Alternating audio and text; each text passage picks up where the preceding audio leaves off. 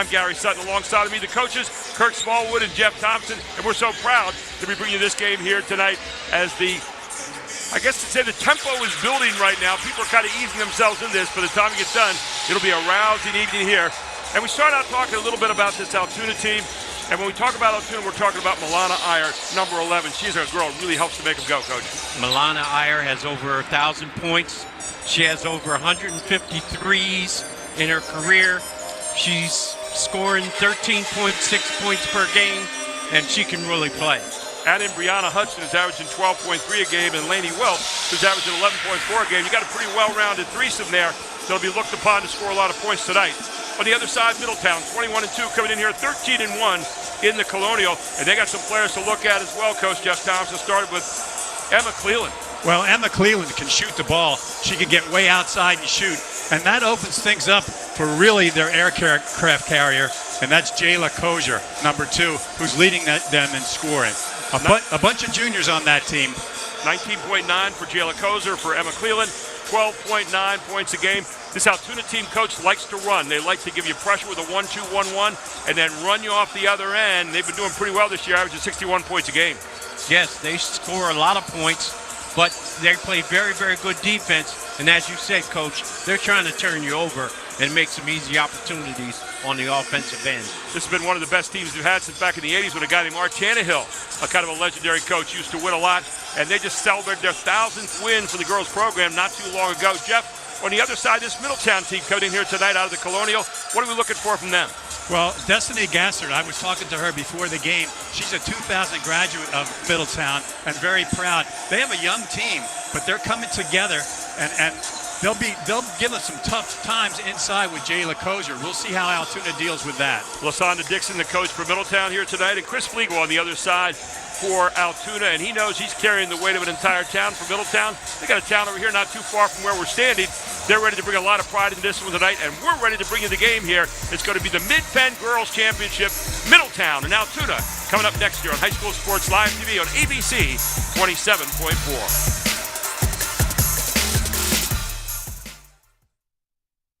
Everybody knows Hoffman has it. Did you know Hoffman has even more?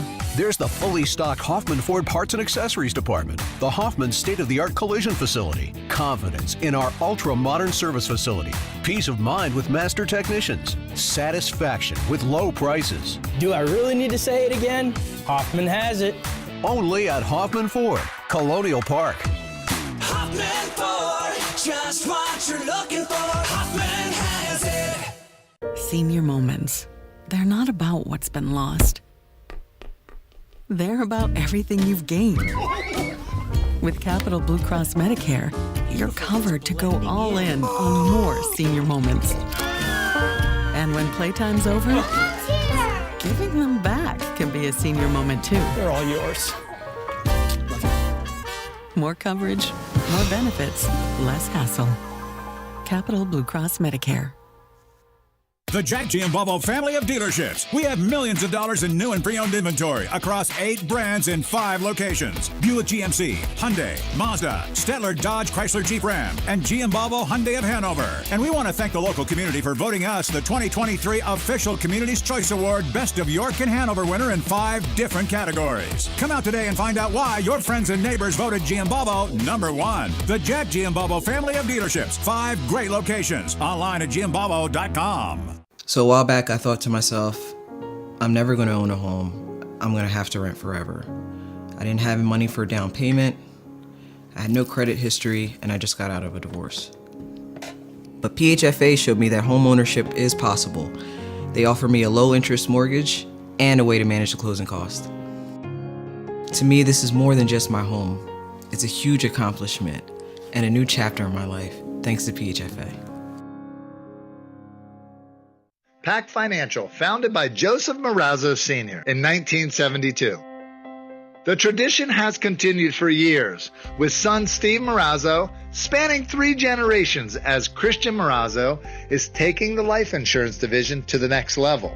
Christian has a very unique ability to communicate the various options available to our customers. We help a lot of people with pre-existing conditions, from final expense all the way from, permanent to term insurance.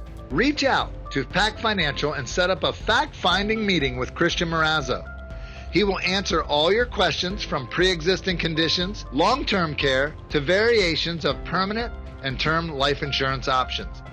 Don't wait. Get peace and clarity by connecting with Pack Financial at 564-6400. Call today or go to packfinancialfirst.com.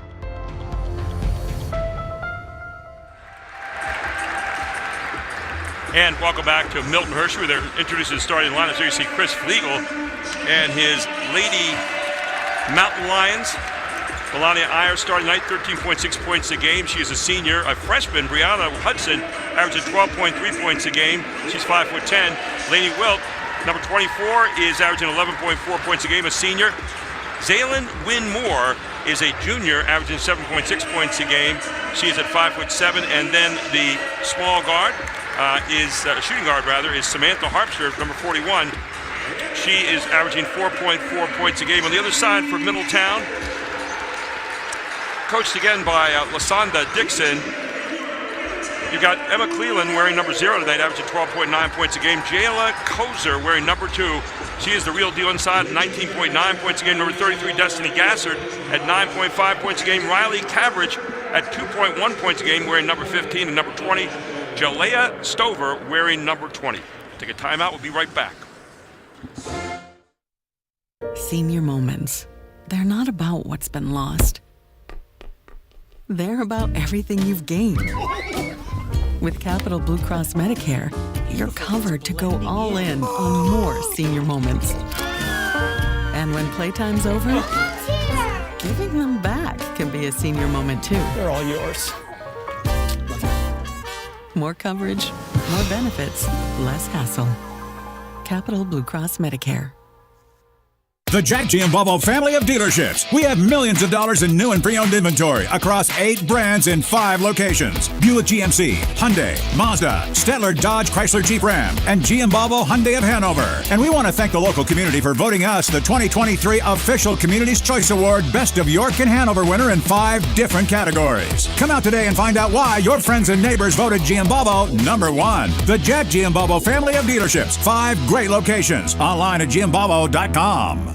Tucked away on 34 private acres in York County, historic Shady Lane is the perfect outdoor wedding experience, providing historic cobblestone backdrops, forests, gardens, and a gorgeous glass greenhouse. Your wedding day will be easy and as stress-free as possible with our suites to get ready on site. Multiple ceremony options, a separate cocktail hour area, a tented reception space, and more. A wedding coordinator is included in your package to make your experience effortless. You can inquire at historicshadylane.com for more information. And welcome back to Milton Hershey High School. There you see the final instructions being given to the Altoona team here. Out of Altoona, Pennsylvania, Mark Scarangella, John Seahack, and Jennifer Rinaldi are our officials here tonight. Gary Sutton, Kurt Smallwood, and Jeff Thompson ready to get this one underway. And our whole crew here tonight, our final game of the season right now. And we're looking forward to a great doubleheader here this evening, guys. As Ernie Banks once said, let's play 2. Well, tonight we're going to play 2, and of course we have 2 teams coming here with identical records, 21 and 2. Of course, Altoona out of the Commonwealth, and on the other side, out of the Colonial, Middletown Blue Raiders. Altoona in there, I'd say chocolate and white here tonight. They are the visiting team. On the other side of their blue or white uniforms with blue and gold trim, Middletown Blue Raiders. And we are ready to get this one underway as Jennifer Rinaldi tosses it up and Middletown controls the tip. Right away, man-to-man here by Altoona. Middletown running a little bit of a weave here to start out, Coach. They're moving the ball, they're moving bodies. I think they're just looking for something close to the basket or something wide open. And there's your creator right there in Kozer. Good patience here. Middletown averages 54 points a game, Altoona 61, so both these teams can score some points. There's a shot off top of the key, not going to go.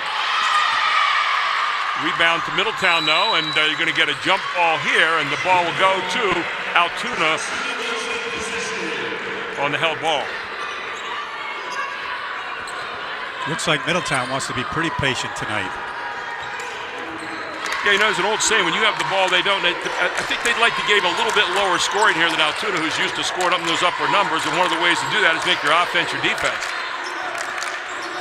That's Laney Wilt directing the offense for Altoona. Good look, not going to go, but picked off on the far side. Altoona's quick on the trigger to shoot that 3 up. You can't back your way in there, so turnover here for Middletown. That was a nice defensive play by number 41, Samantha Harpster.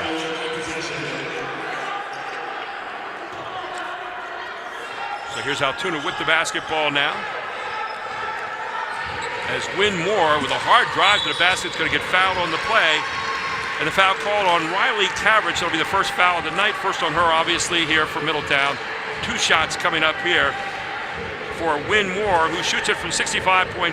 I'll tell you what, the numbers team-wise for these two teams, gaudy.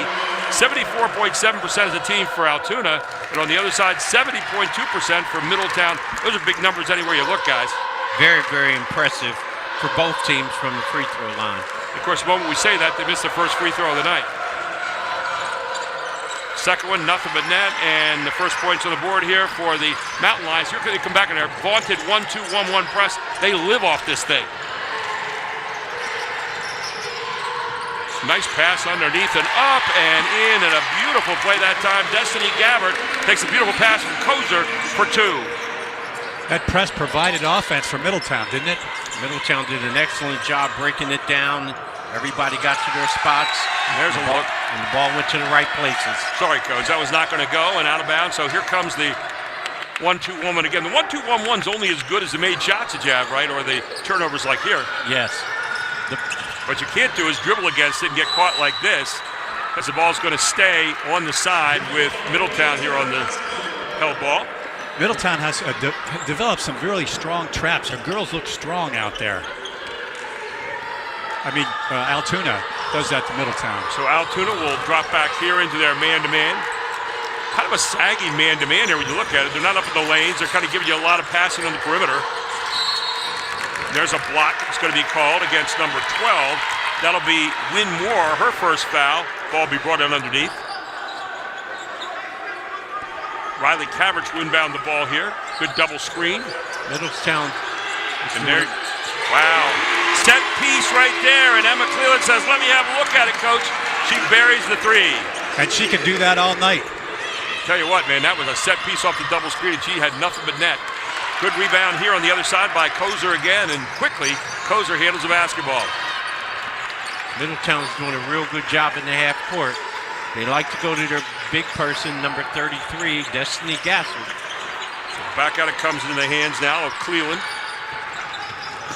Cleland up, not going to go, bounced around, pulled down again by Kozer. Underneath it goes, and Gasser does a nice job of handling a tough pass. Gasser in for 2 more. She's got 4. I didn't expect Middletown to handle him inside like this early in the game. Gasser's giving him a whole lot of trouble. And from the outside, there it goes. Buried. That was number 41 that time. That was Samantha Harpster with her first 3 of the night. This team can shoot some threes, by the way. Harpster usually puts in 1 of those per game. Middletown breaks the press pretty well that time. Now resets it in the half court. 4:37 to go here in the first quarter of the girls' Mid-Penn championship game. Very clear that Middletown wants to penetrate the middle regularly. I guess that's why they're called Middletown, right? Samantha Harpster's doing a nice job matching up with Emma Cleland. There's another 3 look. This one's going to be off the back of the iron, and nice save there by number 13. That was Brianna Hudson. Quickly the head. There's that 3 look we were talking about, and there's what we talked about a moment ago. Milena Iyer. She averages 2.3 of those things a game, and she had 1 right here in the first quarter. It looks like she's throwing darts out there. Absolutely. She's their leading scorer. She gives them 13.6 points per game. I'll tell you what, I like the way this game. So look at this one. This would be a 4. That's her range, though. A little bit too long that time, but Brianna Hudson gets out of there quickly. Here they come on the run. Very clear that they like to run the basketball. Coach said tonight before the game, and I was talking to Coach Flieger, and he said, we like to run. There's a walk, That'll be the second turnover now on the Blue Raiders. Sometimes you want to get the ball to your bigs when they're in a set position. Not everybody can catch it and do something when it's on the run. I always say the bigs are generally going to be dependent players on what the guards do. And you have to know where you can give it to them and where you can't, Coach. That was a great observation. Here's a 3 look. That's not going to go. And again, another good rebound here by Destiny Gassert. She's a rebounding machine. Now, Emma Cleland's father used to coach the boys team at Middletown, Skip. I'll tell you what, Cleland is all good. I mean, 5 points in the game now as she gets her team the lead, 9-7. 3:07 to go in a fast-paced first quarter. Great basketball here so far. Here's another 3 look. That one's not going to go. Nice offensive rebound, another 3. They love to put them up. That one's not going to go. And tipped out of bounds, and it's going to belong to the Blue Raiders. Got to get more Blue Raiders underneath the basket for the rebound. On defense, just gang rebound, somebody come up with it, and then you run. Obviously, Altoona likes to shoot the 3, man. They're coming down here and popping it every time. Here it is against the press.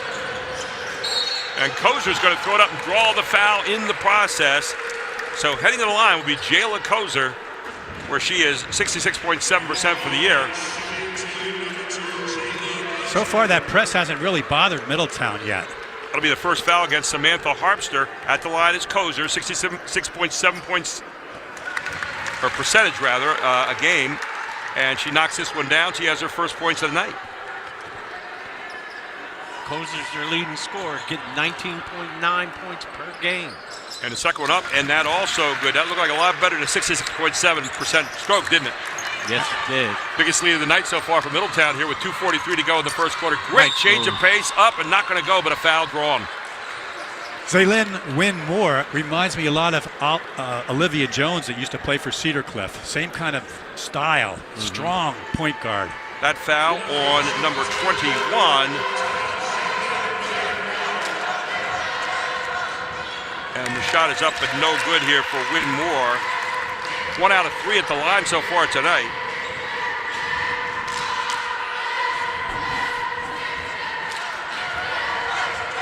Wynn Moore's the 4th leading scorer on this Altoona ball club. So she missed, she makes, she missed, she makes. She has 2 points in the game so far tonight. 2-point lead right now, or make that 3-point lead rather for Middletown. That's Cleland running the show. But Cleveland likes to move you in there and then take advantage of it once she gets you down there. And she's got 7 points the first quarter with 2:26 to go. And here comes Altoona running, and they're going to turn it over for the first time tonight. Sometimes playoff games, people run a little bit faster than they want to. So here comes the 1-2-1-1 again. Nope, they're going to drop out of it this time. Cleveland will walk it over half court here and get her team set and go back into that motion game. Look at Kozer just trying to probe that middle constantly. Back to Cleveland. Like to screen on the ball a lot. Love the patience they're showing. Yeah, they really are valuing every possession here so far.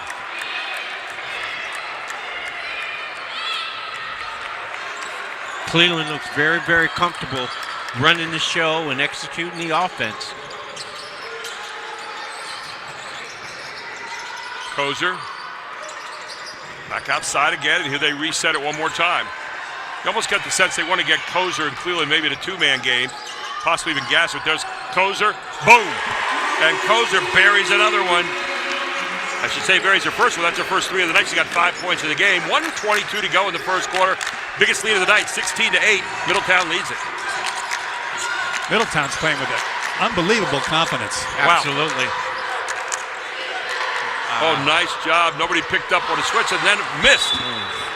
Great drive there by Wynn Moore. Just couldn't get it to go. It was like they were going to switch. No one switched. They had 2-on-1, and she just went on to the basket unmolested. I kind of thought someone was going to hedge out very hard, but that's not what happened. That's usually a good 3 right there. Not going to go. Altoona's 0 for 5 from two-point land. The last one was unkind. She had that down. Here comes Kozer again. Now Cleveland. What a pass. To Gassert again. And Gassert in off the great pass from Cleveland. And Gassert was 6 in the first quarter. 18-8. Middletown leads by 10 under a minute to play here in the first quarter. Middletown's entire starting 5 comes back next year. Oh, man, I'll tell you what. This young lady can shoot it. Iyer, her second 3 of the quarter. 18-11, 32 seconds to go in the first quarter. Middletown with the basketball, and they look like they're in no hurry to start this offense. Thumbs up. Coach Gassert and Cleveland are talking to each other constantly. Thumbs up means like a 1-4 flat, it looked like. They spread a double stack wide. Here's Cleveland driving, trying to create. Back it comes to Gassert, back to Cleveland. Cleveland penetrates middle. Over the top to Gassert again, and Gassert has it blocked from over the top, but it's going to be a foul called, and it should be against Brianna Hudson. That would be her first, team third of the quarter with 4.9 seconds to go, and heading to the line is Destiny Gassert, only a 38.5% free throw shooter from the line, so this is not the friendliest place for her. Let's see if she beats the percentages, and she does. Sometimes you can throw those out when it's a championship game and you find out the mettle of a player, and right now Destiny Gassert was 7 points in the first quarter. She's having an outstanding game. Well, she knows the whole town of Middletown's looking at her right now. Gassert, second one up, and that one off the front of the iron.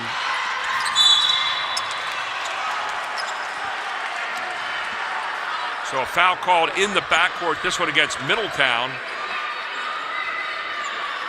That was Asia Russum. So Asia Rossum, and that's the end of the quarter, 19-11. The Blue Raiders come out hot, and they lead it after one quarter of the girls' Mid-Penn Championships, all here on High School Sports Live TV on ABC 27.4. Pac Financial, founded by Joseph Marazzo Sr. in 1972.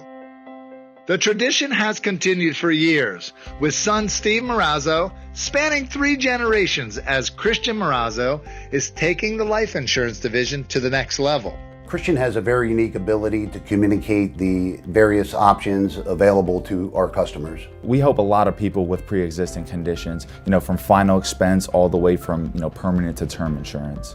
Reach out to Pac Financial and set up a fact-finding meeting with Christian Marazzo. He will answer all your questions from pre-existing conditions, long-term care, to variations of permanent and term life insurance options. Don't wait. Get peace and clarity by connecting with Pac Financial at 564-6400. Call today or go to pacfinancialfirst.com.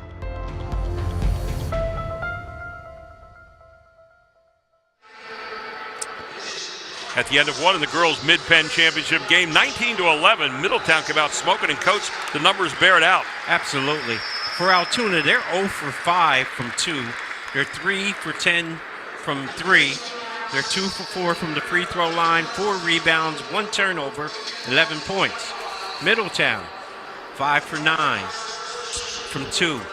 2 for 4 from 3. 3 for 4 from the free throw line, 6 rebounds, 2 turnovers, 19 points. And you think that Altoona would be used to this 2-hour drive that they have to make for almost every away game in the conference. They got here pretty close to the time tonight. I came in the door, and they were walking off the bus here this evening.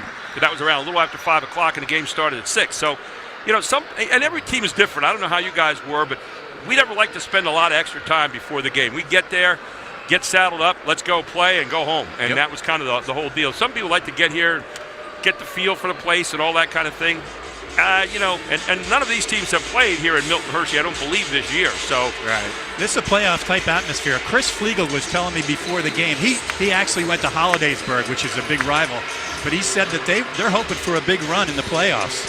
This is a big hall in here, and Milton Hershey is an unbelievable complex. I mean, there are college campuses that would like to be like this, but you have a big balcony up around the top here. I often thought that it kind of looked weird to me a little bit, but it's a beautiful place to play basketball. So second quarter starts here. Altoona with the basketball, and they are down 19-11 here at Milton Hershey. The girls' Mid-Penn Championship game. And they started the quarter. There was a 7:59 on the clock when they started, so they're going to say, let's do it again. It started at 8 the way we're supposed to. Do-overs are okay. So we'll do it too. Here comes the inbound from Hudson, and handling the basketball right now is Lady Wilt. Hudson's the second leading scorer on the Altoona Ball Club. Pick and roll, then a give and go to Wilt. She doesn't handle it, but Hudson fighting for it underneath. There's another 3 look, another one that will not go. And I think that might be a foul called? It is. And the foul is marked up on number 13. That is Brianna Hudson, her second foul. So that becomes a little bit of a factor here. We'll keep our eyes on that. Middletown continuing to just handle the basketball, value every possession. Kozer looking to penetrate. Very good defense out front. And they were looking for Gasser to get in that pick and roll. It's been good to them so far. Batted around. Here comes Cleveland again. Tell you what, they really guard the middle well, does Altoona. They sure do. Where they've gotten beat so far has been on that pick and roll with Gasser a few times. Well, that last time they played it well. They've got Gasser header sitting out in the corner there for a minute. I guess they're trying to get some cuts going down the middle. She's back on the block now. She was just begging for it. Yep, and just being very, very patient. Not sure that was a shot they wanted after all that passing, but quickly the other end comes out to it. And I'll tell you what, they are towing up that three-point line every time. And so far it has not worked terribly well for them. There's another one. Works pretty well for her most times. That's 3 for her. 3 threes in the first half from Milena Iyer. And man, could she stroke it. She's a great one. So back to 5-point lead now for Middletown. Well, you're right. Middletown does not want to get in a three-point shooting contest with Altoona. No. I'll tell you what, and that's going to be the third foul, I believe. Second foul rather on Winmore. So you got 2 fouls and Moore and Hudson now, 2 of your bigger girls, and you might have to start thinking about that a little bit right now if you're Coach Chris Flegel. Winmore's going to have her hands full guarding the Middletown player. If I'm Middletown, there's another 3. That's not going to go. That was kind of like a excuse me 3. She's looked around and said, I'll just pop it. I'm not sure that was a shot you want. It wasn't in the rhythm of the offense. Good passing inside. Nice play. And the finish nicely there by Brianna Hudson, the freshman's first 2 points of the game tonight, and it's back to a 3-point lead now. Altoona hasn't lost since early December. So they know how to win games. Well, both these teams know how. They're both 21-2, but yeah, great point there, Jeff.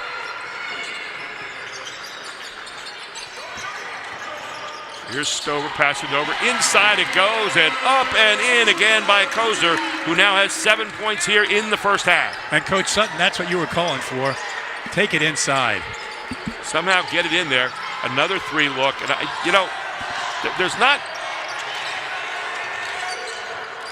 Another 3. She's pretty good.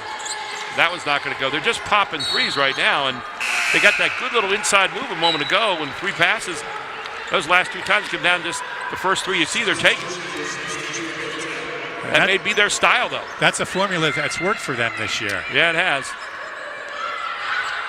Oh, look at that, though. Inside, easy shot, and another 2 points there for Brianna Hudson. Now has 4 points. You might want a little bit more of a mix of that. Get it in front of the iron. It's going to be a little bit easier for Brianna Hudson because Gassard is now out of the game for Middletown. So a new player in for Altoona is number 41. That's Harpster. And check it out will be Hudson for the moment. Timeout on the floor. We'll take one as well. 21-18. Middletown leads with 4:53 to go in the first half. You're watching it all on High School Sports Live TV on ABC 27.3. Discover the power of local expertise with global reach at Landmark Commercial Realty. Serving South Central Pennsylvania for over 3 decades, we are proud members of TCN Worldwide, connecting you to over 200 markets globally. Whether you're looking for retail, industrial, office, or investment properties, our team provides sound, honest advice tailored to your needs. Trust Landmark Commercial Realty to navigate the complexities of commercial real estate with confidence. Visit landmarkcr.com and leverage our global expertise for your local success. And welcome back. And there you see the Altoona huddle with Chris Flegel from the Mountain Lions and talking over what he wants to do right now. I wonder if somewhere in that conversation he's talking about, let's get the ball inside a little bit from time to time, get some balance, because you get those inside touches, I think it sets up the rhythm more for the outside shots. Coaches? They were so successful against Mechanicsburg shooting from the outside. I think it got in their heads. Yes. Altoona has more 3-point field goals. They're 4 for 15. What was the best three-point shooting game that we ever did? State championship game 2 years ago with State College. Remember that? That State College barrage against Trinity. He was unbelievable. And the kid that's playing for Notre Dame now was the coach's son for Penn State. Yeah, I mean, that was unbelievable. Yeah, he was a good shooter. That was the best three-point performance I've ever seen in high school. There you go. What do you say out of the break? Come off a screen. How about that? We're going for an easy 2. And Laney Wilt in for 2. And her first 2 of the game now. They like that cut off the post. I just think it's going to, it sets their offense up a little bit better. And now back to 1 point here. It was 19-11 going this quarter. They're on a 10-1 run right now here in the second quarter. One of the things that Middletown can do is put number 2, Kozer on the box or somewhere in the paint and get her the ball, because she can also score from all 3 levels. She looks like she is used to playing outside more, as now she starts to stride down into the post. I think especially with Gassert out of there, here's another look from Cleveland. Not necessarily a great shot, and it's out of bounds. Altoona has locked down here in the half court here in the second quarter. They are really playing some solid defense and taking away the entire middle, so forced them to shoot from the outside. They're doing a very, very good job. And again, once Gassert gets back in the game, maybe that'll all change. And here she comes. Don't forget, coming up at halftime, our Jack Giambalvo halftime report. Just bought my car today from Jack Giambalvo. Now you got a little bit of motion. I see they're looking a little bit more inside. I'd say if number 11 gets it, I'd shoot the 3. Everybody else would say, let's look for some inside stuff. And look at this. That's exactly what they're doing. A little bit more motion now, more passes. Pretty sure Coach Flegel started doing that time. We're popping that 3. It's not working that well. Let's get some other stuff. Here's that drive again. And a beautiful job of getting it up and in off the hands of Laney Wilt, who's now got 4 points in the game, and a foul called. She has a chance to make it 5 coming up. That was on the ground. Laney Wilt has a nice finish, and that was left, too. I've been impressed with her. The foul is going to be marked up on Asia Rossum. That'll be her second, and they say no bucket. And so they're going to keep it right here, throw it back in bounds. Altoona's last lead was 1-0 at the 6:32 mark of the first quarter. Second turnover of the game now as they throw that one away. So 2 turnovers apiece so far with 3:12 to go until half. Middletown with the basketball trying to recapture some momentum they had in the first quarter. They just had 19 points and they were smoking. They have Gassert back in there now too to anchor the inside. Take a look. They're letting you pass all the way around the perimeter here, but you talk about guarding the lane. Everybody's got to step toward the lane. And there is nowhere to go except that shot, and that is not what's going to win you the game. No, not at all. Here they come on the run again. Outside, another 3 look, and that one's not going to go. Kozer tracks it down, and Kozer on the run. Kozer being tracked by 3 girls. Kozer trying to make a move to the basket. Throws it up. Tough shot, off balance again. Pulled down by Winmore. Winmore with a tough rebound in traffic.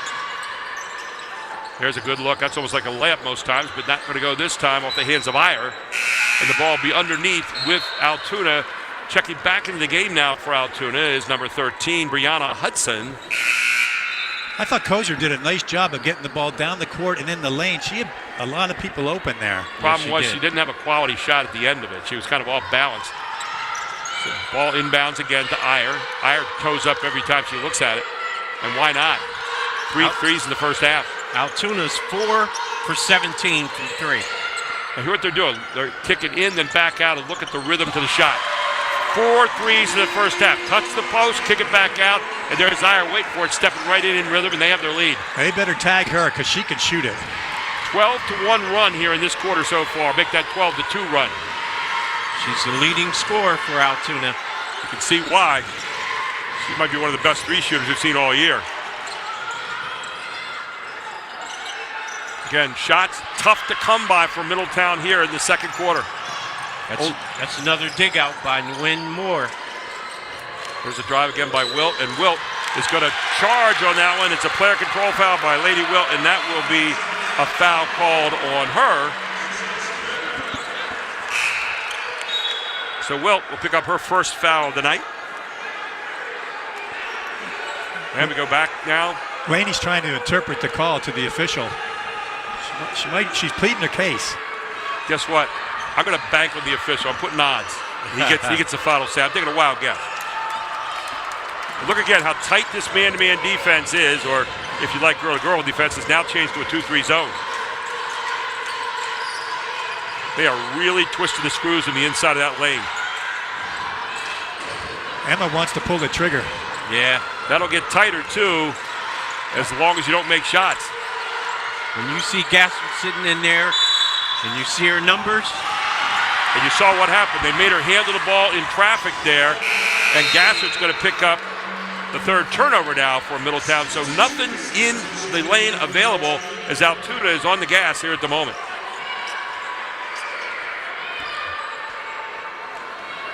Each team has 3 turnovers.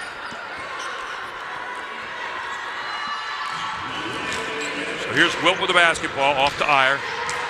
Oh, nice piece of defense there by Shalea Stover.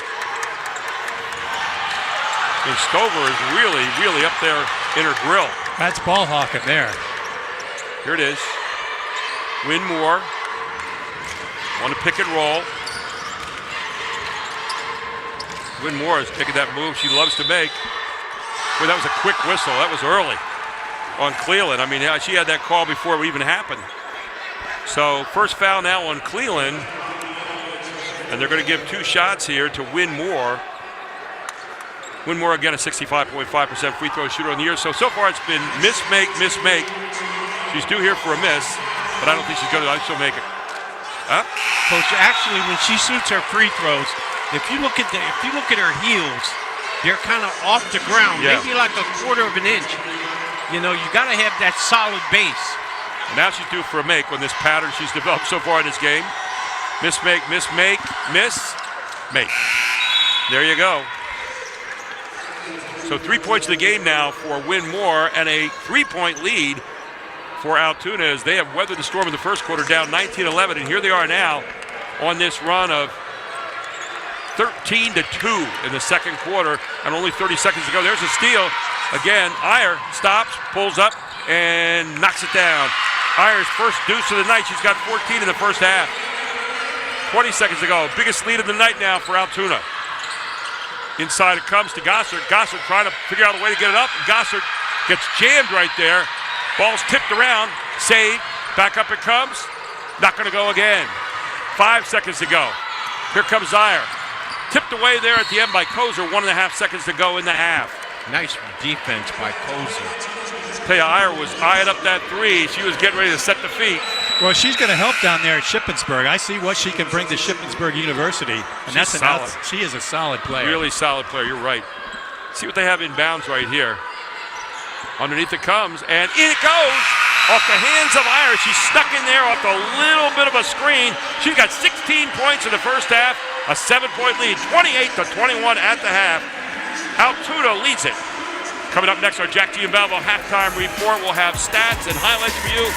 And take a look at the first half, all here on High School Sports Live TV, where tonight is the Mid-Penn Girls Championship game on ABC 27.4. Advanced Hoops, Spring Hoop It Up training, featuring 1v1 competition and triple threat instruction, bringing out the best in a player's ability to play one-on-one offensive basketball. 5-on-5 game scrimmages. These are confidence building. A lot of players get on AAU teams and never touch the basketball. Also, top players who might be playing other sports in the spring gives them a chance to get the game experience that they would miss not getting on a travel team. These classes have shooting, driving opportunities, intense skills with multiple ball dribbling.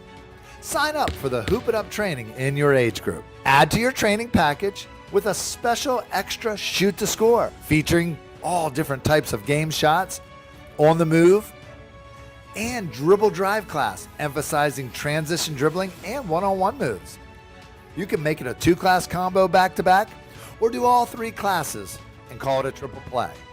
Every Hoop It Up training class has these extra skill classes so players can hoop it up while getting extra skill work.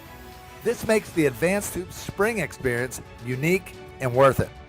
Our top-notch Advanced Hoops coaches this spring are Duke McCamey, former professional basketball player and lead post trainer. Aaron Yancey, longtime and top Advanced Hoops trainer. and our lead trainer. Archie Smith Jr., well known as a speed and agility expert, will be leading many classes. Charlie Fortney, Division I shooting guard and pro player. Bob Felker, well known for being a girls' confidence builder and a strong coach in the girls' arena. Register now for the early bird by March 10th to get a big discount. Go to advancedhoops.com.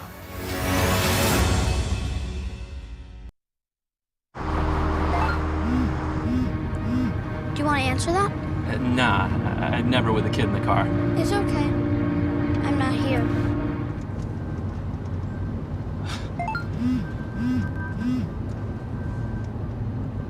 I'm there.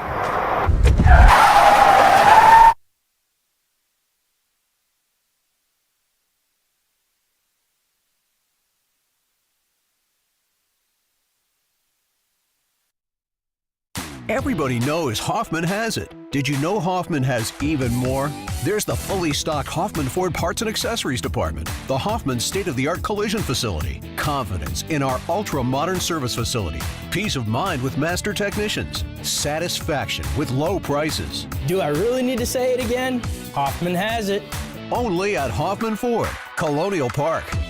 Hoffman Ford, just what you're looking for. Hoffman has it. Tucked away on 34 private acres in York County, historic Shady Lane is the perfect outdoor wedding experience, providing historic cobblestone backdrops, forests, gardens, and a gorgeous glass greenhouse. Your wedding day will be easy and as stress-free as possible with our suites to get ready on site. Multiple ceremony options, a separate cocktail hour area, a tented reception space, and more. A wedding coordinator is included in your package to make your experience effortless. You can inquire at historicshadylane.com for more information.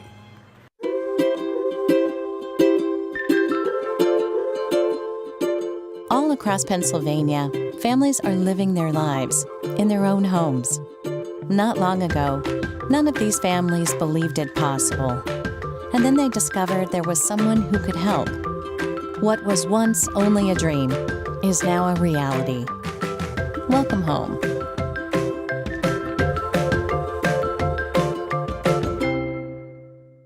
Discover the power of local expertise with global reach at Landmark Commercial Realty. Serving South Central Pennsylvania for over 3 decades, we are proud members of TCN Worldwide, connecting you to over 200 markets globally.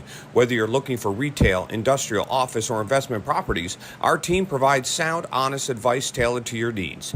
Trust Landmark Commercial Realty to navigate the complexities of commercial real estate with confidence. Visit landmarkcr.com and leverage our global expertise for your local success. The Jack Giambalvo family of dealerships. We have millions of dollars in new and pre-owned inventory across 8 brands in 5 locations. Buick GMC, Hyundai, Mazda, Stettler Dodge Chrysler Jeep Ram, and Giambalvo Hyundai of Hanover. And we want to thank the local community for voting us the 2023 Official Community's Choice Award Best of York and Hanover winner in 5 different categories. Come out today and find out why your friends and neighbors voted Giambalvo #1. The Jack Giambalvo family of dealerships. 5 great locations. Online at giambalvo.com. Welcome back to the Jack Giambalvo halftime report here in the girls' Mid-Penn Championship game. It was a tale of 2 cities here tonight. The first quarter belonged to Middletown, 9-2-11. The second quarter, a 17-2 run, led to a 28-21 lead at the half by Altoona as they weathered the storm and they shut down the half-court offense of Middletown and Kirk Smallwood. It certainly was a tale of 2 different cities, wasn't it? I tell you, that defense Altoona had going for them in the second quarter. They didn't give up any field goals. They gave up 2 free throws, and hopefully Middletown will be able to get on track. Nothing really available, Jeff, in that second quarter for Middletown. The first quarter, they looked pretty good. And then Milana Iyer lit it up in the second quarter. 16 points here at the half. She did light it up, and I want to talk about Altoona came out in that 1-2-1-1, and Middletown got some offense off that press, and I think he was smart enough to realize we're just going to pack it in and beat you. And You're right, Milana Iyer is the real deal. Going to Shippensburg, and she looks every bit the part. Great observation. He decided, I'm not going to run the 1-2-1-1 anymore. I'm going to drop the half court, and man, the half court game is where they're winning this one right now. Let's take a look at some of the highlights here in the first half on High School Sports Live TV, because we had a lot of good play, really good basketball on both sides. And it started out in the first quarter with this team coming out of the gate. And, man, I'll tell you what, Middletown was smoking against that press. Good passing, ghosted up there. She had 7 points in the first half. And then you take a look at this. Here's Cleveland outside. She had 7 points in the first half, one via the three. Now they went to the half where there's Kozer underneath again to Gasser up with 2 more of those 7. So it was Middletown all first quarter, but then Altoona started to get it going. And you saw the three starting to light up out there from Samantha Harpster. And here they come on the other end on the run, and this young lady can nail it. She had 4 of them in the first half. Milana Iyer, 16 points in the first half, 4 of them, 4 threes. And then a good run by Cleveland. Again, she had 7 in the first half. Iyer steps back and says, how about another one? Boom. Doesn't even hit the iron, hits the net. And that is your halftime highlights. And, of course, our AT&T and Capital Blue Cross halftime stats. Take a look at those guys. And look at the three-point line right now out there for Altoona. 5 out of 18. They've missed a lot of them early, but they kept shooting, and now they're going in. 12 to 8 in rebounds, 2 stands out there on the side of Altoona here in the first half. So Altoona dominated that second quarter by going to a half-court game. They normally live off that 1-2-1-1. They love to get you in a running game, and they said, no, we're going to switch up tonight, and it worked a whole lot better. It's a great move by Coach Flegel. That was a very, very smart move. As a guy who used to run that 1-2-1-1 a lot, what teams used to do against us is get the ball in on the weak side and throw the long diagonal up the court. And, all we could do was get on the line of the ball and jump back into our man-to-man. But that's very, very effective. We always talked about you want to have 3 near outlets, and that's what Middletown did in the first half. They had 3 near outlets. They broke the press. They had some pretty good players at the other end answering the bell. But now they're in a half-court game. So what do you think at halftime here?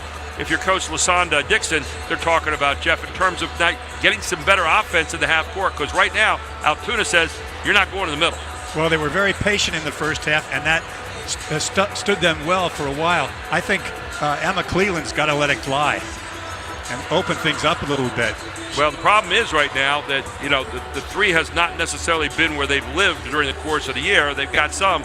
But right now, you have to really figure out some way to either get that pick and roll from the side maybe, or I don't know. But Altoona has really screwed it in, and the more those threes miss, the more that defense screws in tight to the lane. I'd like to see some high-low kind of action with Kozer and Gasser. Yep. Get Kozer in or around the free throw line, and she's tall enough and passes well enough to get it in there to Gasser. Maybe she can get a bucket. What you don't want her to have to do is to create with a dribble in the lane. You want her to be able to catch it and lay it in and be close enough to the basket to get it and go right up. And because that defense it's kind of like a shark feeding frenzy. When the ball goes in the lane, you get a lot of new friends in a hurry, and they're all gathered around you, hunting blood in the water. So it'll be interesting to see what the two coaches try to do here starting the second half. But certainly the move by Chris Flegel to go half court in this game, where they're used to scoring 61 points a game and going full court, was kind of a brilliant move of the night so far. Well, that is our Jack G and Bobo halftime report. We have about 16 seconds to go before we start the second half. Altoona up 28-21 on Middletown. Gary Sutton, Kirk Smallwood, Jim Gallagher, our stat guy tonight, Jeff Thompson, all here, and our whole High School Sports Live TV crew, Chad Edwards back at the controls. And so we're having a great time here this evening at this beautiful arena at Milton Hershey. Boy, it's fun to be here, isn't it? Oh, yeah. Especially for these 2 games tonight, the Mid-Penn Championship, long year, the end of the first playoff season, so to speak, the league championship. So in it comes now to Middletown. Let's see what they can do here in the second half of the basketball. Looks like they're trying to get it there to Kozer. And there it is, getting to Kozer inside, and she gets jammed up as Milana Iyer gets her hands in there and forces, I think, a turnover. Or the jump ball actually belongs on that, so you can still call it a turnover because you lost your possession. So 4 turnovers in the game now here for Middletown. As back comes Altoona. Middletown's in a man-to-man. Good matchup out there between Stover and Iyer. As you said, Iyer was 16 in the first half. Good job of getting the ball up, not going to go.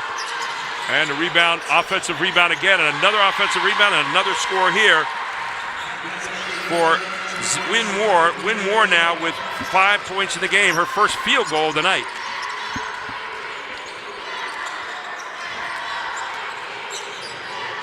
Oh, no call, and Cleveland says thank you very much. I'll get 2 points here. She's got 9. Altoona very quickly to the other end. Here's Wilt. Wilt with the drive. Wilt up, Wilt in. Wilt strong with the basketball. Lady Wilt now with 4 points in the game. Laney has that reverse pivot. She creates some distance with that. Really good spin move.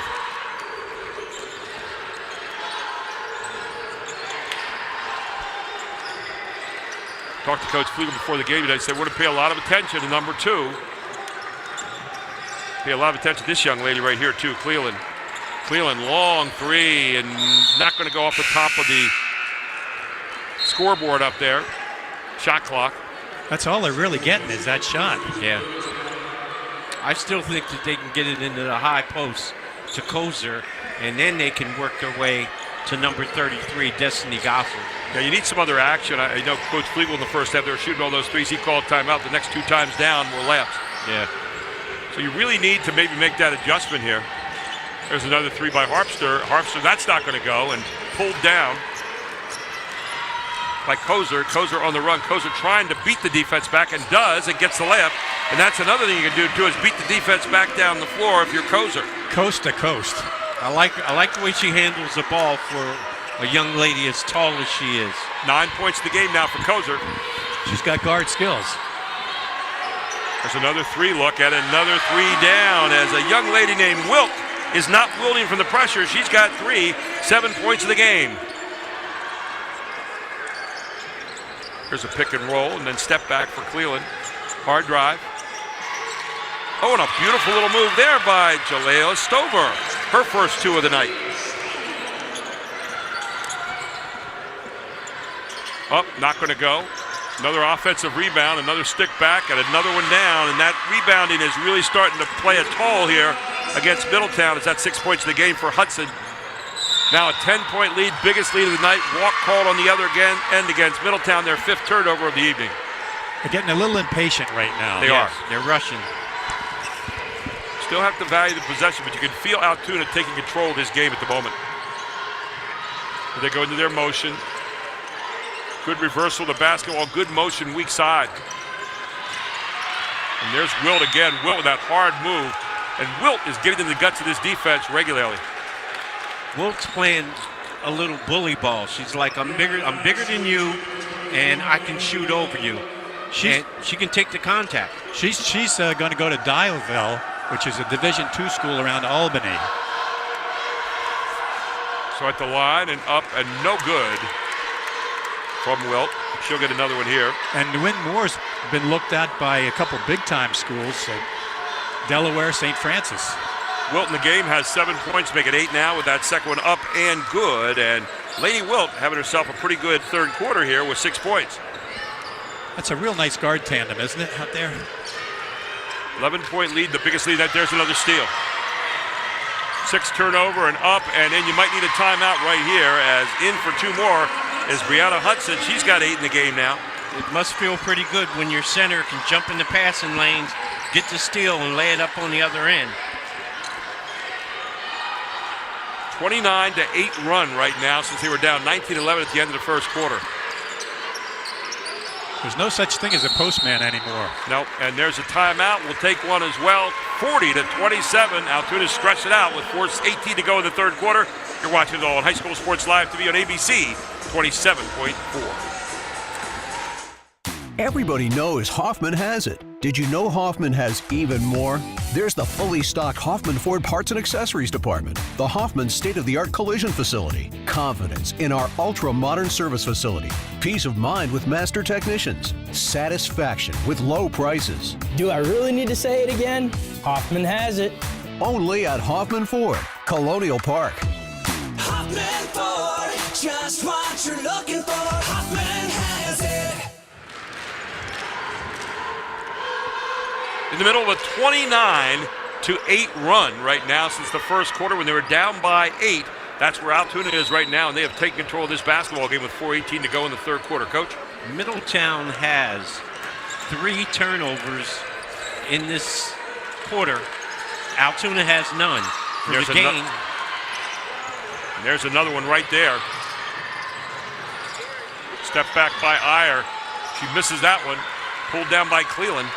Winmore with a great pass.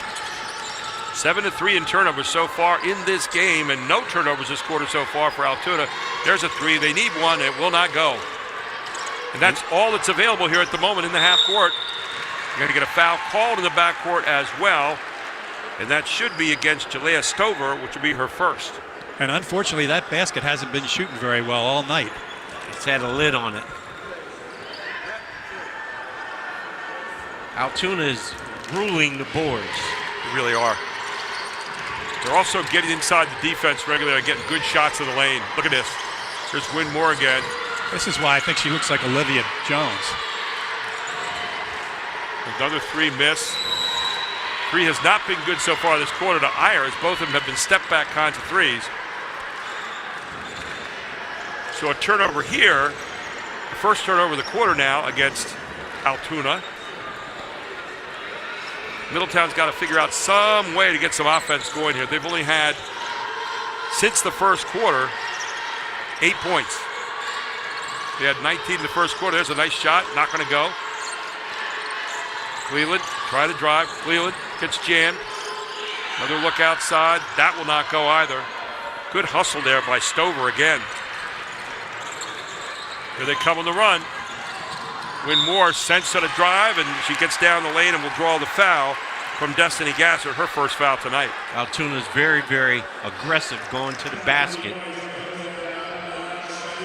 Transition game right now, too. Altoona's winning the offensive transition game against the less than stellar defensive transition game at the moment. The Middletown is back on their heels.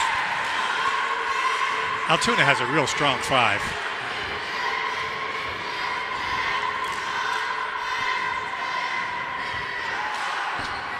The shot is up and good from Winmore. She hit them both that time, Coach. Yes, she did. She broke her pattern, right? Altoona's really doing a great job on the boards with 17, and Middletown has 10 rebounds. 8 points a game for Winmore now. Over the top it goes to Kozer. Kozer lets go with a three. That's not going to go. And the threes they're taking are quick threes. They're not really out of the rhythm of the offense. Nice offensive move, offensive rebound by Stover. And Stover has it bounced out of her hands on the baseline, so it'll stay with the Blue Raiders. 2:29 to go here in the third quarter, and Altoona up by 15. To Gasser. Back to Stover. Kozer. Kozer getting double teamed every single time. Coach, the one thing she's getting in trouble, she turns her back, and then they immediately come and double team her from the back side. She can't feel it coming. And you know, Coach, that's probably something that they scouted. Yep. You know, it's probably something that they taught their kids in practice, but they picked it up. Well, Coach Flegel said, we're going to pay a lot of attention to number two. She can play. And they've done that tonight. And unfortunately, Middletown's only shooting 14% from three. They're 2 for 14. 2 for 14 now. Yep.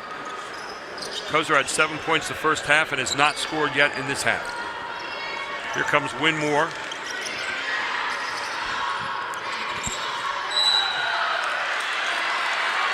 Going to call an offensive foul on Winmore. That'll be her third, and she may come out here and they'll get somebody in just in case. As checking into the game for her. Number 25, Raylan Iyer. That was an NBA move that she put on. Yeah, it's a nice move. You know what I like about this Altoona team is they're physical. They come at you, and even offensively there, as we saw in that last play. That was the first turnover of the half for Altoona. Yeah, they're not overly big, but they're very strong. They're very strong, yes. Actually, have that as their second turnover of the half right now, so. But I'm a coach. I'm much tougher on turnovers than our stat keeper is sometimes. There's a long look, not going to go again. Those threes just are not dropping. As Kozer got a good look that time. Jump ball. It'll go back over to Altoona. So 1:44 to go here in the third quarter.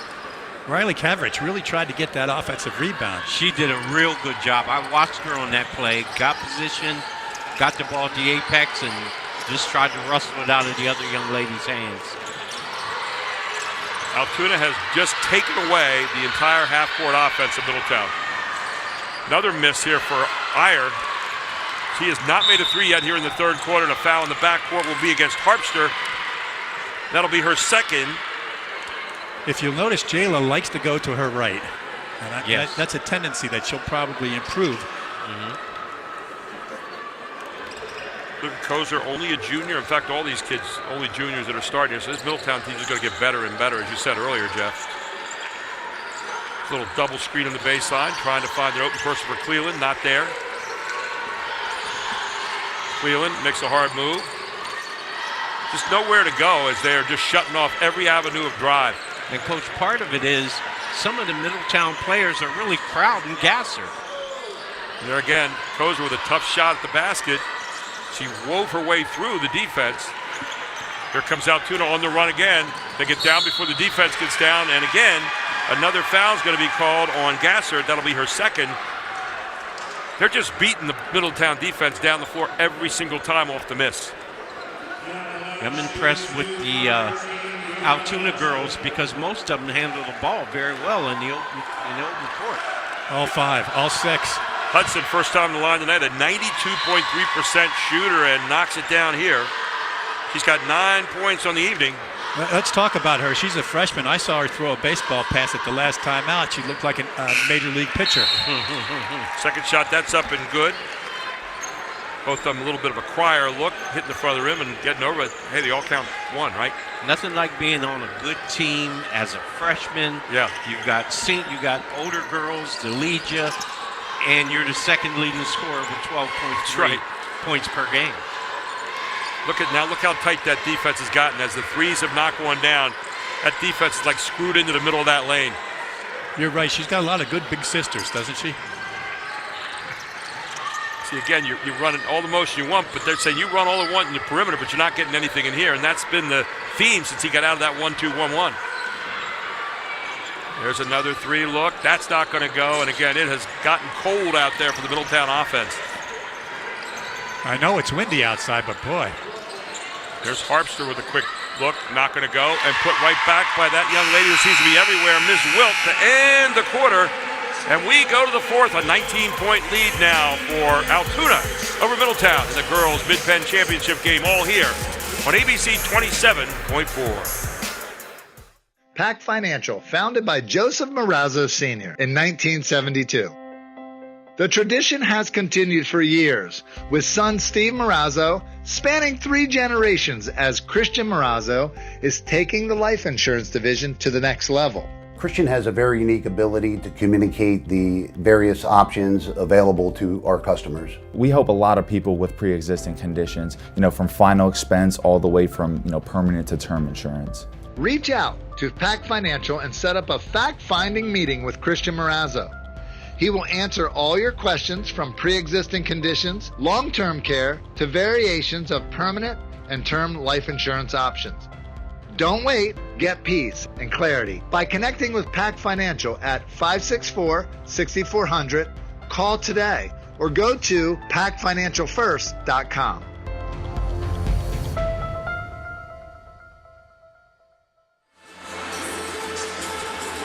And welcome back to Milton Hershey High School, where Middletown trying to figure out an answer for the half-court offense. Since the 1911 first quarter, where Middletown looked like they were leaving the building, it has been 35-8. 35-8. That has been the run, and 19-point lead right here. Middletown didn't score since the 5-minute, 25-second mark of the third quarter. Kozer with 9. Cleveland with 9. 7 for Destiny Gassard, and 2 for Stover. On the other side, 16 for Iyer. Hudson with 10. Wilt with 10. Winmore with 7. And Harpster with 3. As Middletown has it here to start the fourth quarter. In the last 2 quarters, Middletown has scored 2 points and 6 points for a total of 8. There's Kozer again. Again, nothing. They're not getting any shots out of offense now. They're just popping shots. Desperately. Yeah, they are. One of those threes was blocked. And here's Winmore now. And now you really can try to get pretty good shots inside. Good rebound by Gassert there off the miss. Off the hands of Hudson. Up, Not going to go again. Here's Cleveland. Gamers. Back out it goes as Kozer's jammed by 2 players, and here back out to the outside again. Another one by Cleveland. In and finally in and out and in. So Cleveland gets her second 3 of the night. She's now got 12 points in the game. Here's Wilt. Look what Wilt did. She bought extra time with a 3-point shooter with good penetration, and then knocking it down is Raylan Iyer. Yeah, the other Iyer knocks it in. Coach said she's their best shooter. She comes off the bench and she's actually their best shooter. Wow. That's her 6th 3 in the game tonight. And Coach Altoona's doing exactly what you want them to do. They're getting the ball in the paint, and they're kicking it out to their shooters. And your 3-person is towing up the line. They got 7 threes tonight now, not 6. Here's Cleveland. Cleveland trying to get a good shot there and not going to go. Rebounded again by the ever-present Brianna Hudson, but gotten back off the turnover. And then back out comes Win Moore. Crozier tried that scoop. I like that shot. Win Moore, you know what she's going to do every time. She's coming at the basket. She likes to get to the front of that iron. You got a nice mix of girls who like to drive and a nice mix of girls then who are out there waiting to receive that 3. A team that complements themselves very well. Yeah, and the better the penetration, the better rhythm you're going to have to your 3-point shooters stepping in, because that penetration draws everybody into the defense, and there you are standing out there waiting. Again, nothing so far for Gasser since the beginning of the game. I think that's why Win Moore is attractive to Division I schools, is she can make that happen. Gassert started this game like she was going to have a career night. She had 3 buckets, got fouled, had a free throw, hasn't scored since. She's had 7 points in the game. They were all in the first quarter. Gassert's got to take her feet to the basketball. There's Cleveland again. Gassert saves it here, but there again, the ever-present Stover, and she's got quick hands. Cleveland again, and Cleveland with another 3 now, so she's trying to will her team back here. 15 points in the game now for Cleveland. 49-33, 5:25 to go in this one. Our Capital Blue Cross post-game report coming up after this. I think you made a great point there, Jeff. She might be the best 3-point shooter. That is the 8th 3 of the game now for Altoona as they've upped their lead back to 19 points. 5:17 to go in this one. We'll take a break. This is High School Sports Live TV's Mid-Penn Championship game on ABC 27.4. Senior moments. They're not about what's been lost. They're about everything you've gained.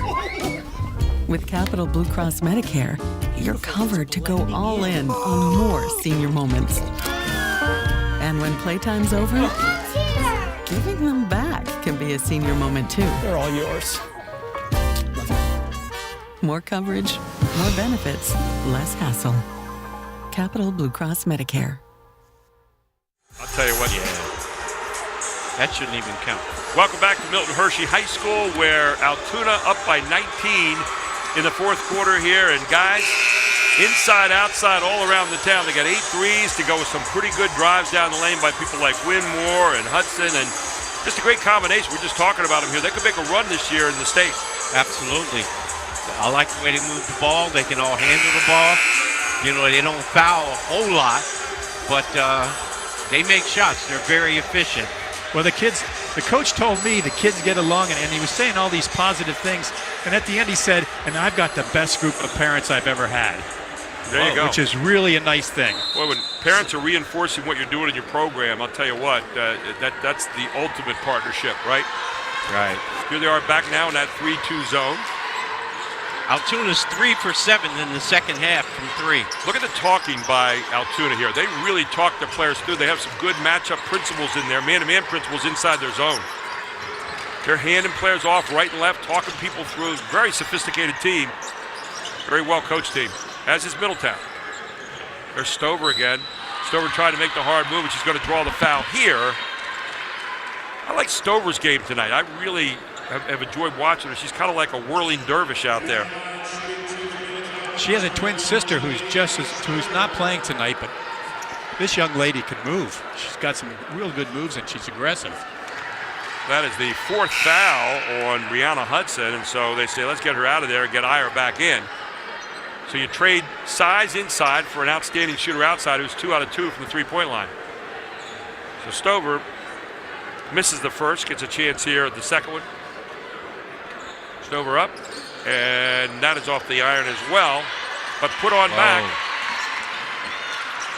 Heck of a rebound by Emma Cleland. Cleland 18 points in the game now for the night. Tell you, no quitting that girl's game. Yeah, she can score in a lot of ways, apparently. 17-point lead, 4:33 to go. Up, not going to go from Iyer. Another offensive rebound by Winmore. Kicks it back outside. Here's Iyer again. Iyer up. Iyer cries it on home, and Iyer now with 18 points here in the game. She is relentless. Had 4 threes in the first half. That's her first bucket here in the second half. Kozer, nice move just off the iron, pulled down by the other Iyer. That's Raylan. And see, those are the shots that Kozer usually makes. Oh, nice back cut. Was it ever? And then look out, this is almost automatic. No, not this time. First 3 miss of the night for Raylan Iyer. But how about that ball movement? There's Cleland. Cleland's letting it fly now. She's trying to get him back in bunches. There's going to be the foul again, and this time marked up one more time on Jalea Stover. And that'll be the team's first foul of the quarter. Stover with her second foul of the game. Well, Altoona did this 2 nights ago to undefeated Mechanicsburg team. They jumped them hard, too. I mean, this was really big. Missed layup here. Back out it comes. There's Lainey Wilt doing what she does well, which is penetrate. She is such a key to this team with her ability to get inside. Another look. Winmore is dominating. Yep. Between Winmore and Wilt penetrating, that's a 1-2 punch that sets up everything else in this basketball team, don't you think? Absolutely. I like the way they play together. They play off one another, and they're both good passers and finishers. Back in comes Gassard now, and out goes Stover. In it comes. Nice pass, rattles out, pulled down again by Cleland. Cleland has played a remarkable ball game tonight. She really has. There's Gassard. Cleland back underneath again and somehow found a way to get in amongst the trees and get it on home for her 20th point of the game. And her last 2 buckets have been follow shots. Tell you what, yeah, somehow, I don't know how she found a way to get in there and get that up, but she did. In amongst the tall ones. That's a Middletown basket. And another one up. 21 points in the game now for Cleland. And checking back in is going to be Stover, and checking out will be Riley Cavrich. Reminds me of Chip Eder back in the day. So now Wilt takes a turn here with the basketball, the point guard. There's a 1-2 punch. We talked about her and Wynn. Look at this. Here comes Wynn again with that drive, then kicks. Get the nice 3-point shooter over there, and this one's not going to go, but again, they bought a good 3 out of their offense. That was a nice play. Tough pass to catch that time. She had to reach behind her to Gassard. And a turnover here. I got that unofficially as the 8th turnover in the game. Is that right, Jim? 16-point lead, 2:32 to go. 9 turnovers in the game now. Jim Gallagher, the grand poobah of the stats here at this table. And this team is made to do this end game. Absolutely. I was thinking the same thing, Coach. And this is where they kill you. Oh, yeah. They're going to force you to foul them. They're going to knock down their free throws and get a chance to set their defense. That's only the 3rd team foul, so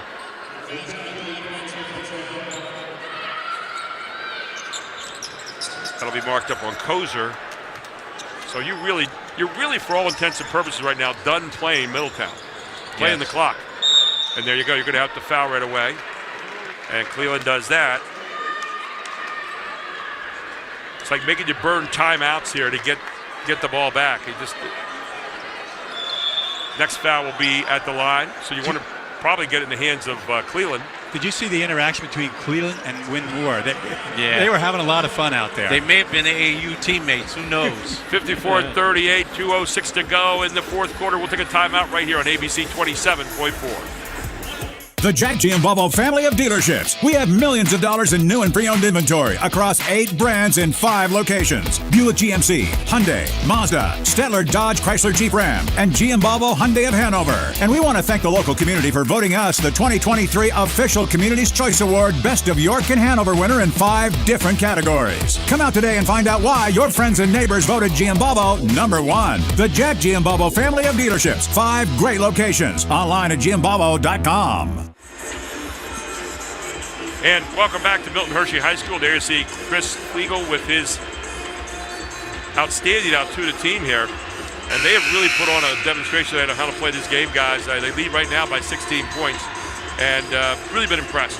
I like their style. You know, everybody is trusted with the basketball. Everybody's made to get in there and get a rebound. And defensively, they're very responsible. And they're gym rats, too. You can just see it by watching them. A lot of people at Altoona remember the old days of Art Tannehill, who was a great coach there, and they had a state championship run with his team. And it's been a while since they've seen this kind of team, and I think they're seeing a new spirit of that kind of team back in Altoona again. And this team is really, really well coached and really seasoned. Well, Art was the pride of Shippensburg University, and they're sending a young lady down there, Milana Ayers, pretty darn good. I'll tell you how seasoned this program is. They celebrated their 1,000th win as a program this year. As shot here is up and good.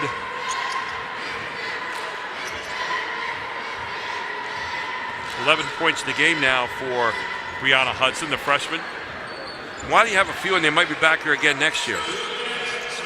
In fact, both these teams would have a good chance of being back here again next year with a junior-laden Middletown Blue Raider team who you really got to like too.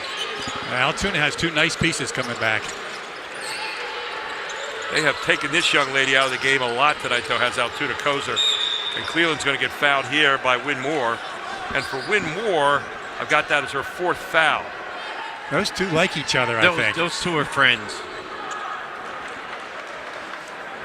So Wynn Moore with 4 fouls now. Somewhat inconsequential, you might say, at this moment, with the 17-point lead and 1:48 to go. As Stover will trigger the inbounds play to Cleveland. Cleveland brings it down and has it stripped away by Wilt.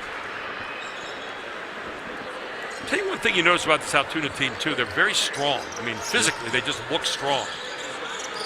Kozer again, not going to go off the front of the iron. Now Wilt, again, we said you're pretty much done playing against Middletown. Now you're playing the clock. Just motion, pass, make the easy pass, cut, back cut. It looks like the old triangle stall. And it does. It's exactly what it is. Go to the corner. Tipped out of bounds by Stover. Will stay with Altoona. 1:17 to go in this one. Now, don't forget we have our Capital Blue Cross post-game report coming up right at the end of this broadcast. And, of course, don't forget also we've got another game here tonight, the boys' championship game following this one with Trinity and Cumberland Valley. So 2 turnovers here. Turnabout is fair play, and we go right back to Altoona with the basketball. Jelia Stover has some lightning quick hands. Yes, she does. She is really fast. And she's only a junior. We'll see her next year. Yep. They're just going to get better and better, too.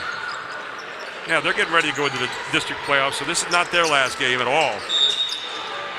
And they could be a real tough out. Yeah.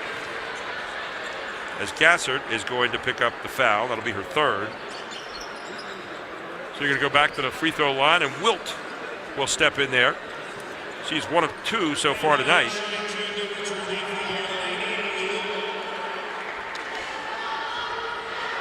And Wilt's shot is up and good. So Lady Wilt has done herself proud here this evening. She averages 11.4 points a game, and right now she's looking for number 12.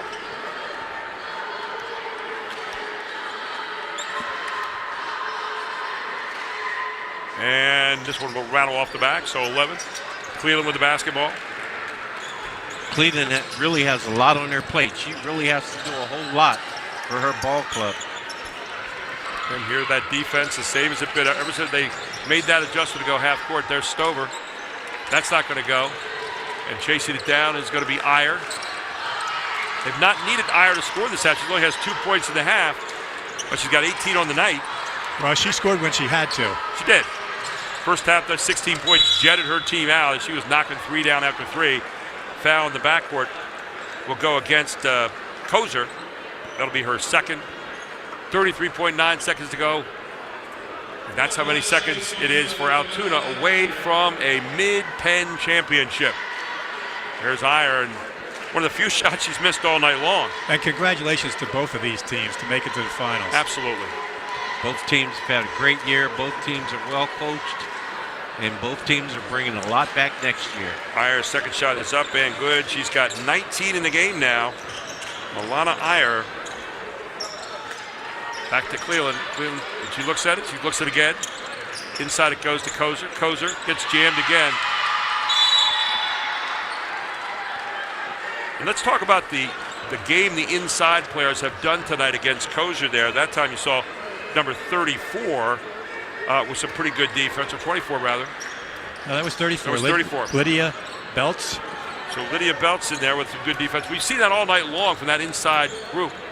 Coach, I just think it's something that they picked up on the scouting tape. Yep.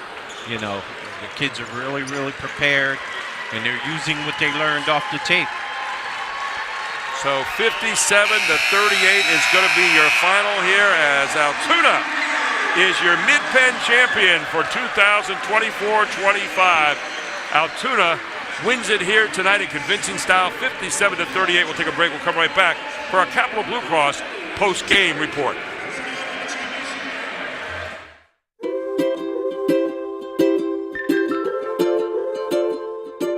All across Pennsylvania, families are living their lives in their own homes.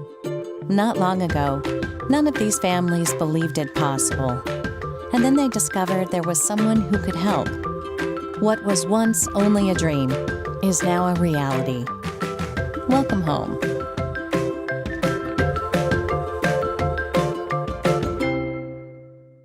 The Jack Giambalvo family of dealerships. We have millions of dollars in new and pre-owned inventory across 8 brands in 5 locations. Buick GMC, Hyundai, Mazda, Stettler Dodge Chrysler Jeep Ram, and Giambalvo Hyundai of Hanover. And we want to thank the local community for voting us the 2023 official Community's Choice Award Best of York and Hanover winner in 5 different categories. Come out today and find out why your friends and neighbors voted Giambalvo #1. The Jack Giambalvo family of dealerships. 5 great locations. Online at giambalvo.com. Tucked away on 34 private acres in York County, historic Shady Lane is the perfect outdoor wedding experience, providing historic cobblestone backdrops, forests, gardens, and a gorgeous glass greenhouse. Your wedding day will be easy and as stress-free as possible with our suites to get ready on site. Multiple ceremony options, a separate cocktail hour area, a tented reception space, and more. A wedding coordinator is included in your package to make your experience effortless. You can inquire at historicshadylane.com for more information. Everybody knows Hoffman has it. Did you know Hoffman has even more? There's the fully stocked Hoffman Ford Parts and Accessories Department, the Hoffman state-of-the-art collision facility, confidence in our ultra-modern service facility, peace of mind with master technicians, satisfaction with low prices. Do I really need to say it again? Hoffman has it. Only at Hoffman Ford, Colonial Park. Hoffman Ford, just what you're looking for. Hoffman has it. Senior moments. They're not about what's been lost. They're about everything you've gained. With Capital Blue Cross Medicare, you're covered to go all in on more senior moments. And when playtime's over, giving them back can be a senior moment too. They're all yours. More coverage, more benefits, less hassle. Capital Blue Cross Medicare. Discover the power of local expertise with global reach at Landmark Commercial Realty. Serving South Central Pennsylvania for over 3 decades, we are proud members of TCN Worldwide, connecting you to over 200 markets globally. Whether you're looking for retail, industrial, office, or investment properties, our team provides sound, honest advice tailored to your needs. Trust Landmark Commercial Realty to navigate the complexities of commercial real estate with confidence. Visit landmarkcr.com and leverage our global expertise for your local success. And welcome back to Milton Hershey High School for our Capital Blue Cross post-game report. There you see it. Altoona Mountain Lions are your 2024-25 champions. Let's go to the awards ceremony right now.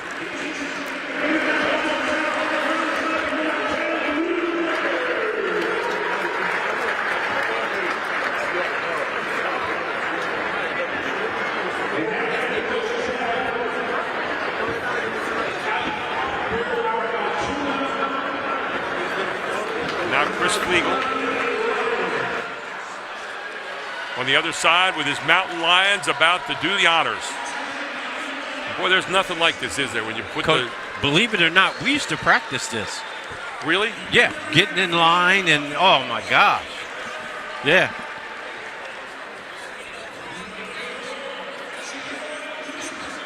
Well, it's important. You have to act like you've been there before sometimes. Yep.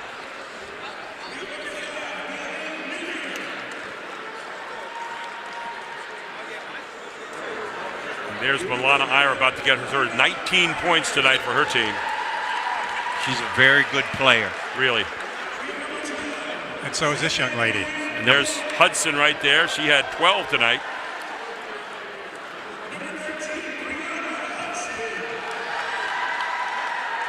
And that was Hudson there now getting with 12 points. And Wynn Moore had 11.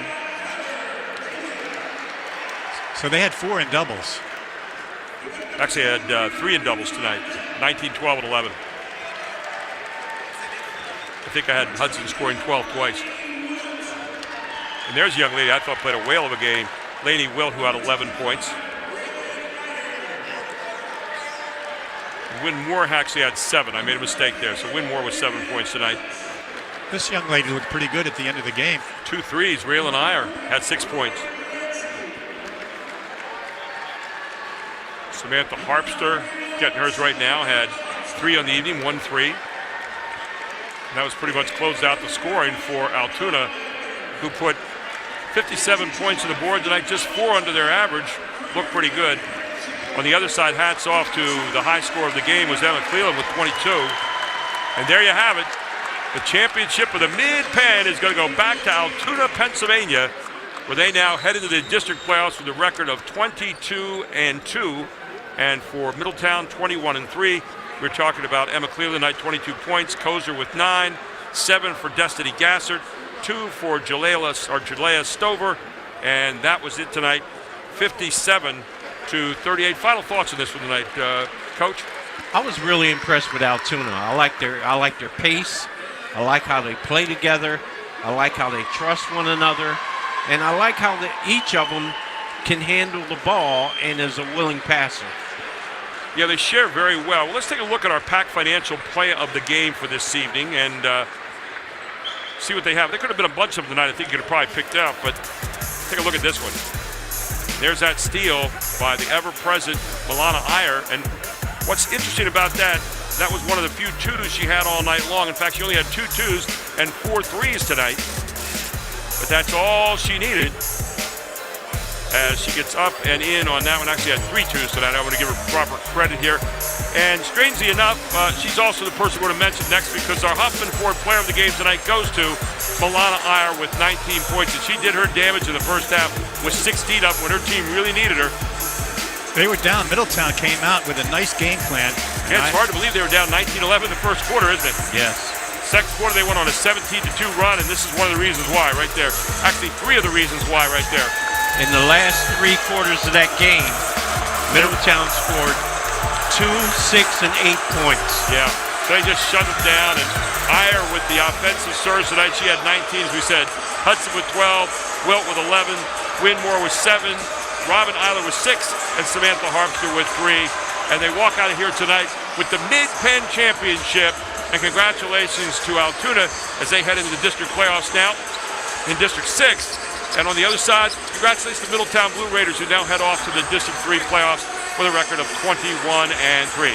Thank you so much for joining us here. Don't forget, we got another game coming your way in just a few moments. This is High School Sports Live TV. Trinity and Cumberland Valley up next for the boys' championship. And tonight, the girls' side belongs all to Altoona, 57-38. They are the champions. Thanks again to Kirk Smallwood, to Jeff Thompson, to Jim Gallagher here, our stat man tonight, to Charlie Courtney, to Chad Edwards, and our whole Invicta crew for all the great work here this evening. Stay tuned next for the Boys Championship, all here on High School Sports Live TV on ABC 27.4. Senior moments. They're not about what's been lost. They're about everything you've gained. With Capital Blue Cross Medicare, you're covered to go all in on more senior moments. And when playtime's over, giving them back can be a senior moment too. They're all yours. More coverage, more benefits, less hassle. Capital Blue Cross Medicare. The Jack G and Bobo family of dealerships. We have millions of dollars in new and pre-owned inventory across 8 brands in 5 locations. Buick GMC, Hyundai, Mazda, Stettler, Dodge, Chrysler, Jeep Ram, and G and Bobo Hyundai of Hanover. And we want to thank the local community for voting us the 2023 official Community's Choice Award Best of York and Hanover winner in 5 different categories. Come out today and find out why your friends and neighbors voted G and Bobo #1. The Jack G and Bobo family of dealerships. 5 great locations. Online at gandbobo.com. Discover the power of local expertise with global reach at Landmark Commercial Realty. Serving South Central Pennsylvania for over 3 decades, we are proud members of TCN Worldwide, connecting you to over 200 markets globally. Whether you're looking for retail, industrial, office, or investment properties, our team provides sound, honest advice tailored to your needs. Trust Landmark Commercial Realty to navigate the complexities of commercial real estate with confidence. Visit landmarkcr.com and leverage our global expertise for your local success. Everybody knows Hoffman has it. Did you know Hoffman has even more? There's the fully stocked Hoffman Ford Parts and Accessories Department, the Hoffman state-of-the-art collision facility, confidence in our ultra-modern service facility, peace of mind with master technicians, satisfaction with low prices. Do I really need to say it again? Hoffman has it. Only at Hoffman Ford, Colonial Park. Hoffman Ford, just what you're looking for. Hoffman has it. Pack Financial, founded by Joseph Marazzo Sr. in 1972. The tradition has continued for years, with son Steve Marazzo spanning 3 generations as Christian Marazzo is taking the life insurance division to the next level. Christian has a very unique ability to communicate the various options available to our customers. We help a lot of people with pre-existing conditions, from final expense all the way from, permanent to term insurance. Reach out to Pack Financial and set up a fact-finding meeting with Christian Marazzo. He will answer all your questions from pre-existing conditions, long-term care, to variations of permanent and term life insurance options. Don't wait. Get peace and clarity by connecting with Pack Financial at 564-6400. Call today or go to packfinancialfirst.com.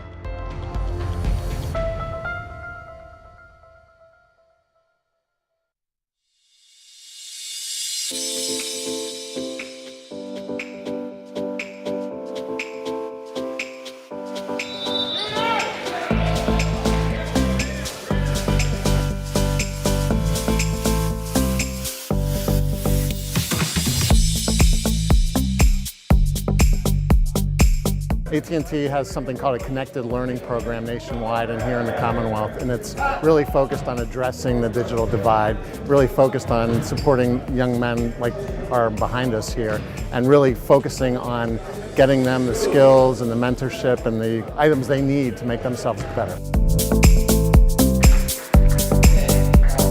I really do appreciate this foundation, a lot more than a lot of people understand. Really brought my day together and helped me keep my mind straight. And I don't know what position I would be in now if this place wasn't here. With all the negativity that surrounds life, with all we see on the TV, social media, folks pointing fingers, lack of opportunities, the media is actually here to cover something good tonight.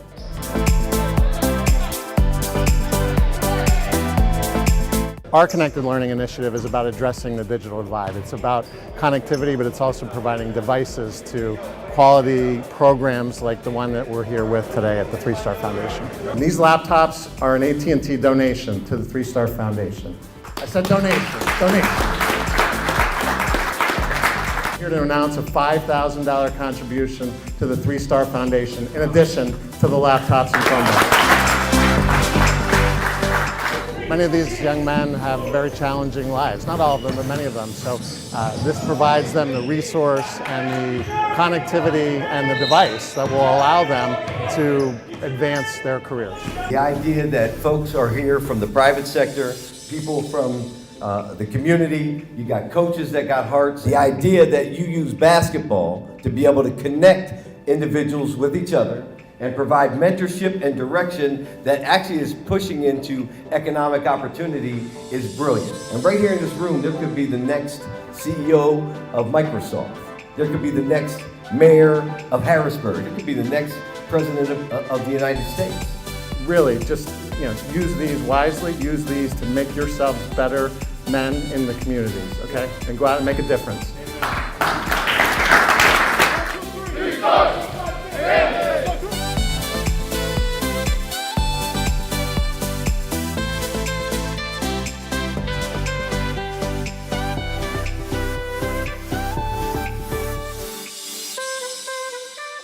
Kids jumping in a car and driving to Philly, we failed with the message. There's nothing you can get out there that we don't have. Yeah, no, the biggest thing, I think you guys touched on it too, is, they gotta know that you care for them off the court as well. Playing point guard at Buck now is doable. I work at Scotland Prep, so it's one of the top 5 prep schools in the country. There is a balance, right? There's a balance of patience, there's a balance of commitment and consistency. We all got one common goal, is to get our kids out and sing, get our kids scholarships. Where they from, let them know who we are when this is over. Our culture we're tough. And there's a certain style, and we don't care who it is. Make them respect you! Make them! Hey, one time at a time, all right? Defense on 3, 1, 2, 3. Defense!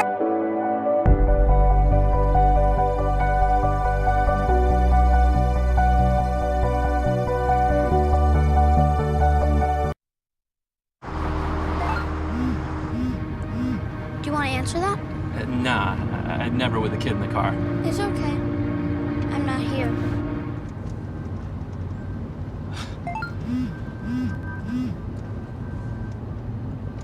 I'm there.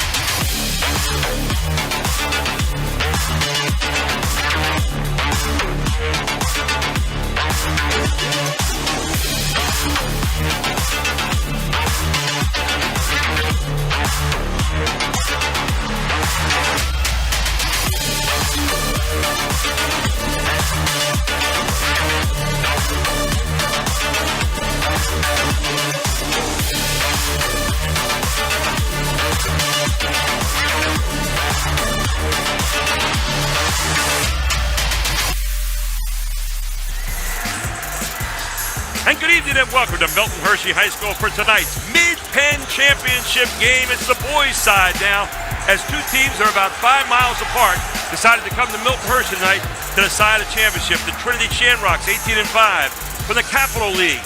They are the Capital Conference winners this year against the Cumberland Valley Eagles of the Commonwealth, 19-3, coming into this one tonight.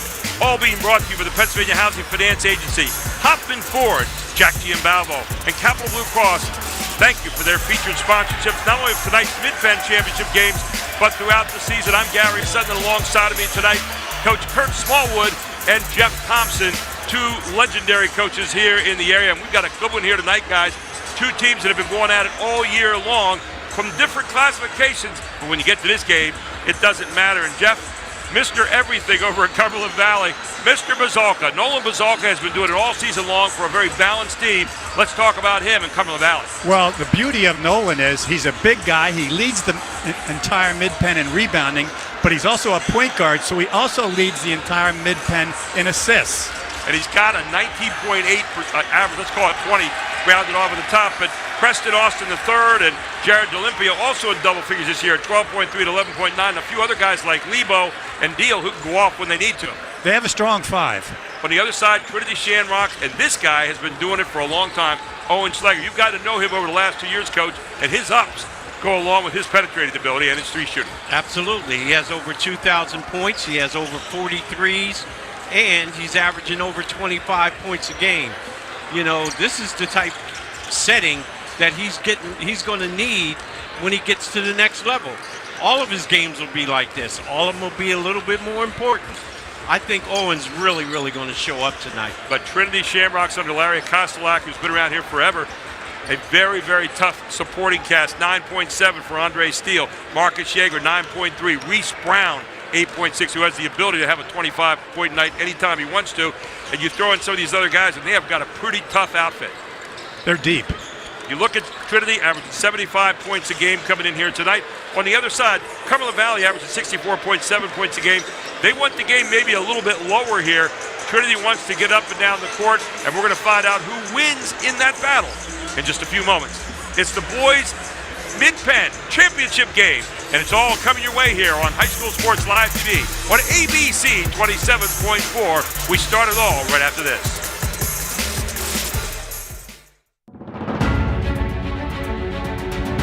Advanced Hoops Spring Hoop It Up training featuring 1v1 competition and triple threat instruction, bringing out the best in a player's ability to play one-on-one offensive basketball.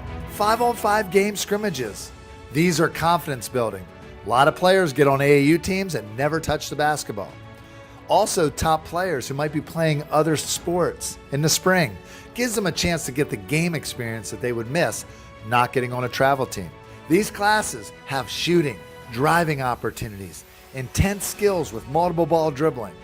Sign up for the Hoop It Up training in your age group. Add to your training package with a special extra shoot to score featuring all different types of game shots, on the move, and dribble drive class emphasizing transition dribbling and one-on-one moves. You can make it a 2-class combo back-to-back or do all 3 classes and call it a triple play. Every Hoop It Up training class has these extra skill classes so players can hoop it up while getting extra skill work. This makes the Advanced Hoops spring experience unique and worth it. Our top-notch Advanced Hoops coaches this spring are Duke McCamey, former professional basketball player and lead post trainer. Aaron Yancey, longtime and top Advanced Hoops trainer. And our lead trainer, Archie Smith Jr., well known as a speed and agility expert, will be leading many classes. Charlie Fortney, Division I shooting guard and pro player. Bob Felker, well known for being a girls' confidence builder and a strong coach in the girls' arena. Register now for the early bird by March 10th to get a big discount. Go to advancedhoops.com.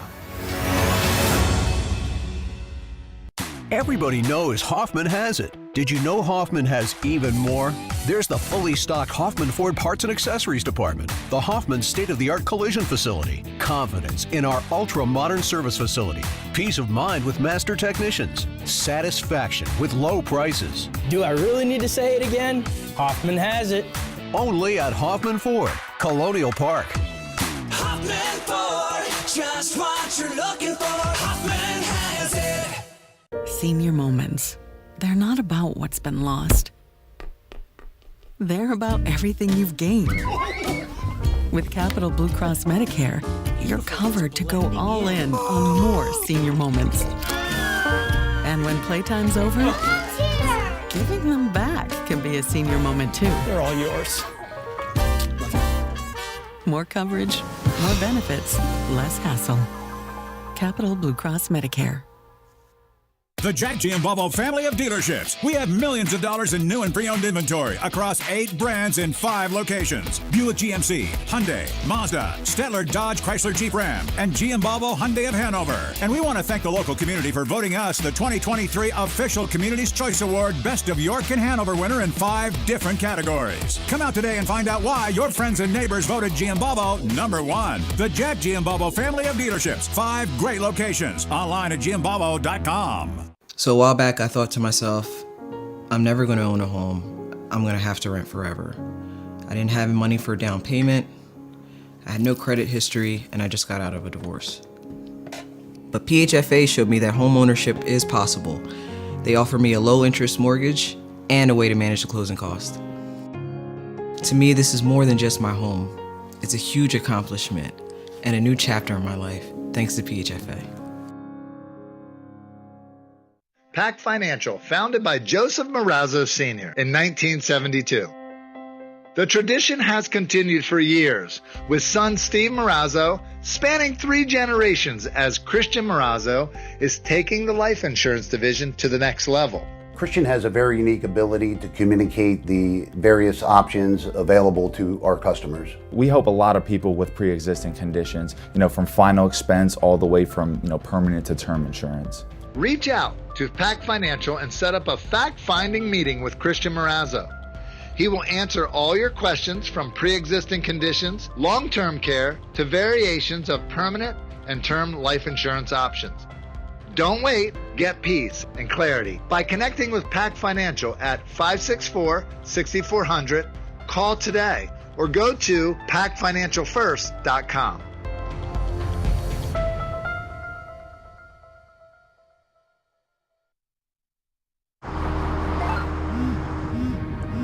Do you want to answer that?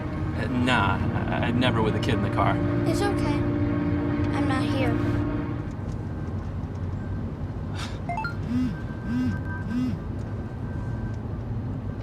I'm there.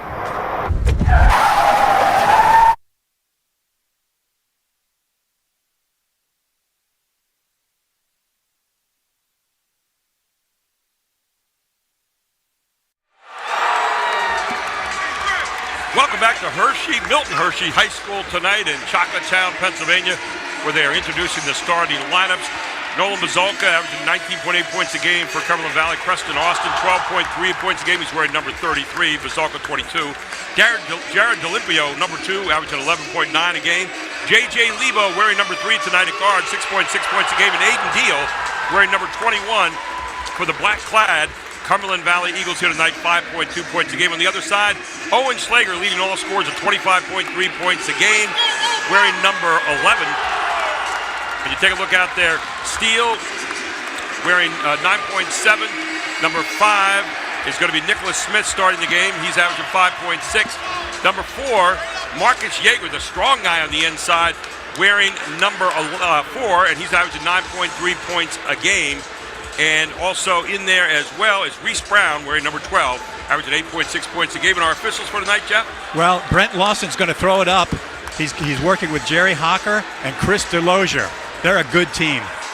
Down in York County tonight, they're playing the boys' championship as well. And number 1 in the district central is leading York High so far, 43-26 at the half in that game. And Cumberland Valley, number 3 in the district 3. Here's Trinity in all white with their green trim. Cumberland Valley in black with red and white trim. And Trinity controls the tap in a jam-packed place here tonight for this championship game. Mid-Penn championship on the line here this evening. That's Andre Steele initiating the offense for the Shamrocks. Hey, Aiden Deal's been playing better defense lately. It's interesting he's matching up with Owen. I swear, Schlager has grown a couple inches since last time we saw him a few weeks ago. And a nice job getting inside on the offensive glass and putting it back there by Nicholas Smith. He's got the first 2 of the night for Trinity. And he's a sophomore. Trinity back in a 2-3 zone to start out tonight. Liam Sexton playing in the middle of that is Delimpio. You almost feel like Aiden Deal's going to have to shoot the ball a little bit tonight. And this guy too, and he can do it. Lebo knocks it down right away, and when he gets going, he can get fired up in a hurry. His eyes got big when he saw that 2-3 zone. How about coming back with a 2-3 zone on the other end right now for Cumberland Valley? And they actually do a lot of matchup out of this. You'll see a lot of man-to-man principles where they pop out and close down the seams on you. That's both of them have big zones. Great pass, inside it goes, and another nice look. Liam Sexton with 2 here off a good pass. It's the kind of game where you think Aiden Deal, who we said doesn't look to score quite as much as he did last year, might be a real factor in this with some of the seams that are going to open up that zone. Absolutely, Coach, and he's tall enough to see over the zone. Good move there, and up and in by Delimpio as he manages to slither his way on through, and Delimpio with his first 2 of the night. He changed the ball in the air at times. 5-4, Cumberland Valley leads it early here, 6:09 to go in the first quarter. Both these teams very well coached. David Vespighiani has done a fantastic job for the defending district champions in 6A, the Cumberland Valley Eagles. And then a foul by Yeager in the backcourt, and those are the kind that can make you old in a hurry as Yeager picks up his first foul. And Larry Kostelak, who's been around forever over there at Trinity, is putting his hands up saying, really, you want to make that call in this game? And they went right after Aiden Deal, didn't they? Yeah, they did. Aiden Deal has a nice frame for a high school kid. You know, in college, they can be able to throw 20 pounds on him Look at easily. that. Remember that shot when he won the game against Cumberland Valley this year from the corner? D'Olimpio buries it again here. Clutch. He loves the big lights. Clutch cargo. So a 4-point lead here early for the Eagles. Both these teams headed to district playoffs. Both these teams very highly ranked. Here's Schlager. Schlager gets up and rattles in and out, and down with it comes Bazalka. And you watch Bazalka, and you always wonder, how does this guy score 19.8 points a game? Just watch him play. It's all heady. Every way he can, Coach. Now he's become a passer right now. Zalimpo from the other corner, not going to go. Yanked on down by Liam Sexton. Ahead it comes. Test the baseline. Long three, not going to go, and pulled down on the other end there by Preston Austin.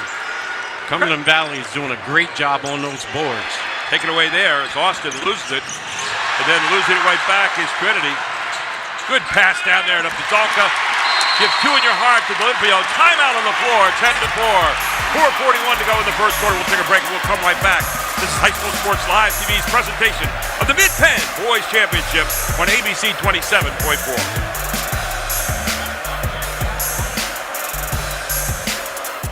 Tucked away on 34 private acres in York County, historic Shady Lane is the perfect outdoor wedding experience, providing historic cobblestone backdrops, forests, gardens, and a gorgeous glass greenhouse. Your wedding day will be easy and as stress-free as possible with our suites to get ready on site.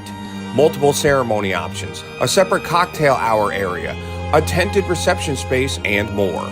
A wedding coordinator is included in your package to make your experience effortless. You can inquire at historicshadylane.com for more information. And Cumberland Valley comes smoking out of the gate here, guys. 4:35 to go, and great distribution and unselfishness. Absolutely. That Cumberland Valley zone with the big 6'7" kid out front is very impressive. There's Schlager, first shot. Second shot of the night, not going to go either, and rebounded by J.J. Lebo, and he's off and running. One of the great ways to beat the zone is get back down the floor ahead of it, right? And Trinity did a good job in defensive transition. Really impressed with the attack so far at Cumberland Valley against the zone.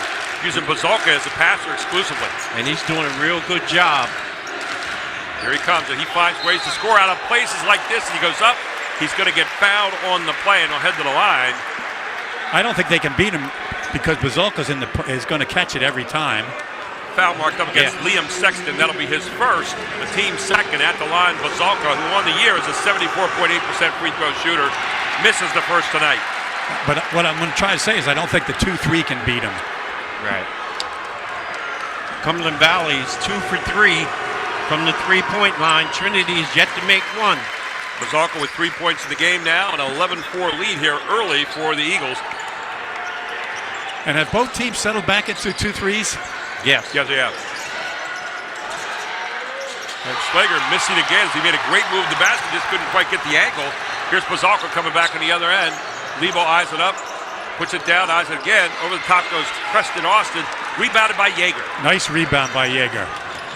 Yeager going to get called for a walk, I think. Oh, they're going to call a foul on the ground. J.J. Lebo isn't really a guy who catches it and puts it on the deck. He's a catch-and-shoot guy, and he was so wide open, I guess that forced him to put it on the deck, but for me, catch and shoot, now live with the results. Hayden Deal with a foul, that'll be his first. The team's first against Cumberland Valley, and now Schlager sets it up. That's a good point, too open. Yeah. One of the things that's hard in a game like this, there's Reese Brown who's in, lets one fly, and again, the three not going here early for Trinity, but a rebound by Liam Sexton. A stick back, and he's got 4 points in the game, closed it to 5. He's been their offense so far. Now you've moved Bazalka. Now he'll come back to the high post again. They're looking to get him in the middle. And take it away here. 2 turnovers either way. Up and in. And again, it's D'Olimpio who just puts a charge in this team. And D'Olimpio with 2 more. That's his second steal. He really is energized tonight. How about 7 points here in the first quarter for D'Olimpio with 2:44 to go. Very quick hands. Very long arms. Nothing really available inside yet for Trinity in this game. Another outside shot, another outside miss, and here comes Cumberland Valley running off it again. It's a very controlled kind of transition for them. And there's Deal looking for one, and Deal just missed it off the front of the iron. Bazalka comes down, no call made. Yeager and Bazalka just kind of banging around. And a loss here just for a moment. We'll pick it back up.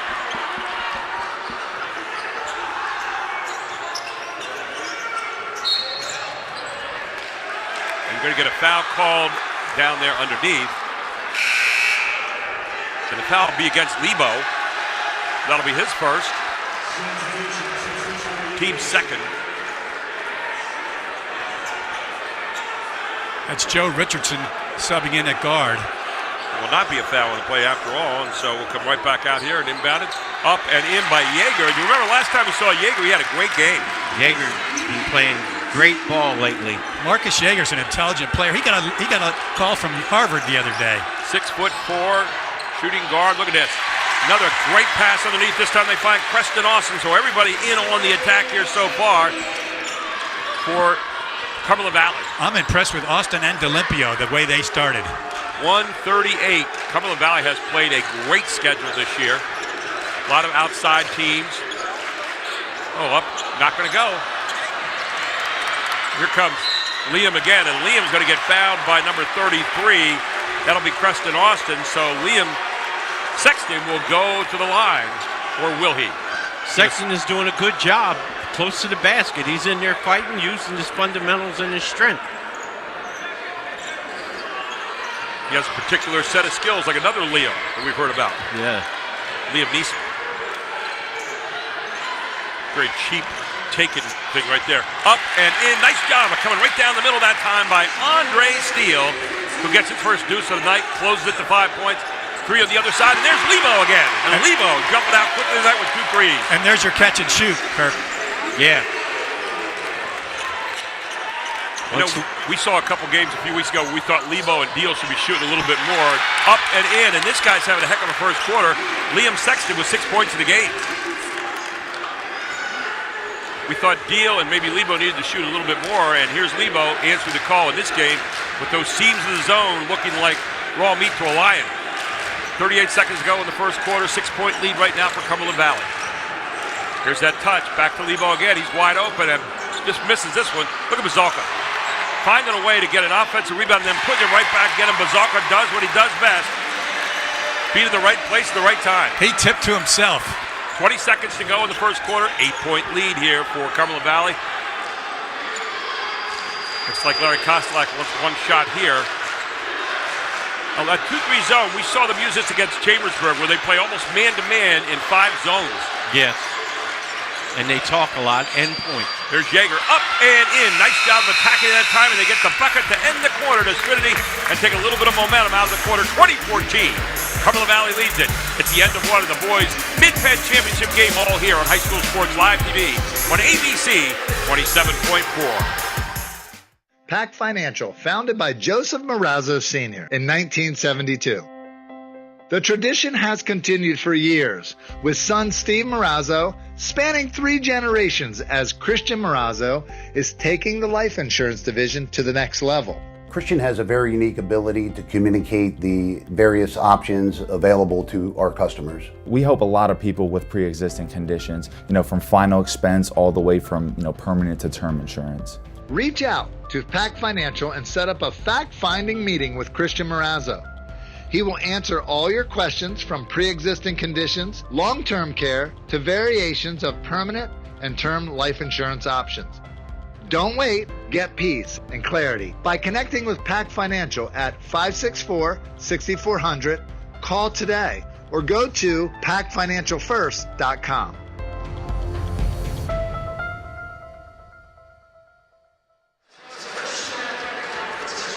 But it's not all just about the teams playing here tonight. It's about sportsmanship. And the Central Pennsylvania Basketball Officials Association, the CPBOA, has announced the winners of the Crawford Hunter Sportsmanship Award here tonight.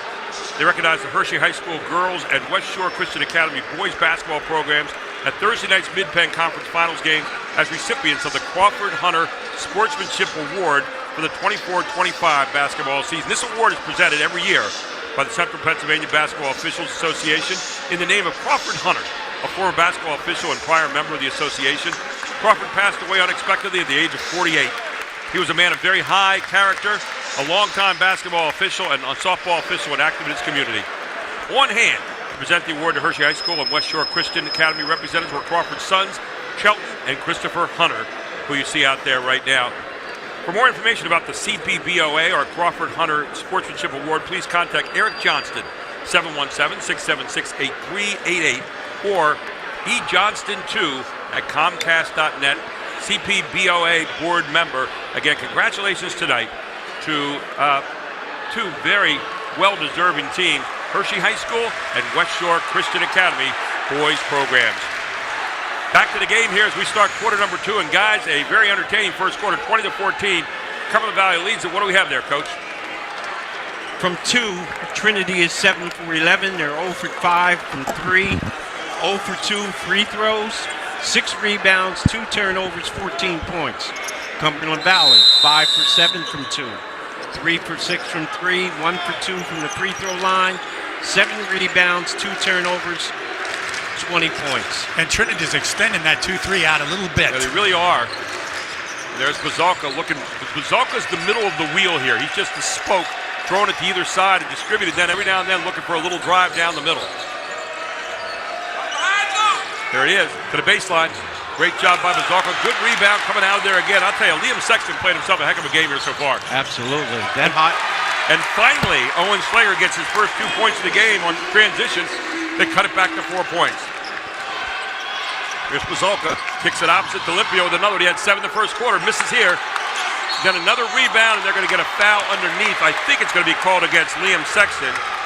And if it is, that's going to be foul number 2 against Sexton. Sam Parsons did a good job of getting offensive rebounding position that time. Yes, he did. Foul instead will be called against number 12. That's Reese Brown, who picks up his first at the line. Number 24, Sam Parsons, 69.4% on the season as he misses the first. Parsons is going to be very, very valuable in that high-low set. When Bazalka gets it on the foul line, he's got to be real aggressive close to the basket. Nice stroke there by Parsons. Get it up to a 5-point lead. 7:16 to go to the half. We'll have our Jack Giambello halftime report with you then. A lot of basketball to play before that. Meanwhile, Owen Schlegel just opened the rim for himself. Little give and go there as Liam Sexton was running the give and go. It gets knocked away. Third turnover now against Trinity in this one. And that was a game-winning play, Coach. Sam Parsons. Absolutely. You get guys to get down on that floor and dig it out. I love it. Yep. And Trinity's extending out because they saw Lebo hit those threes the first quarter. There's to Limpio, letting it go a little bit early. Boy. What a rebound. That's You what said I'm talking Parsons. about. There Yep. he is. Parsons up and in with a big blue-collar bucket on the stick back. He missed the first shot, and he's been gold since. Absolutely. He understands the assignment. Back to a 7-point lead now here for Cumberland Valley, the Eagles.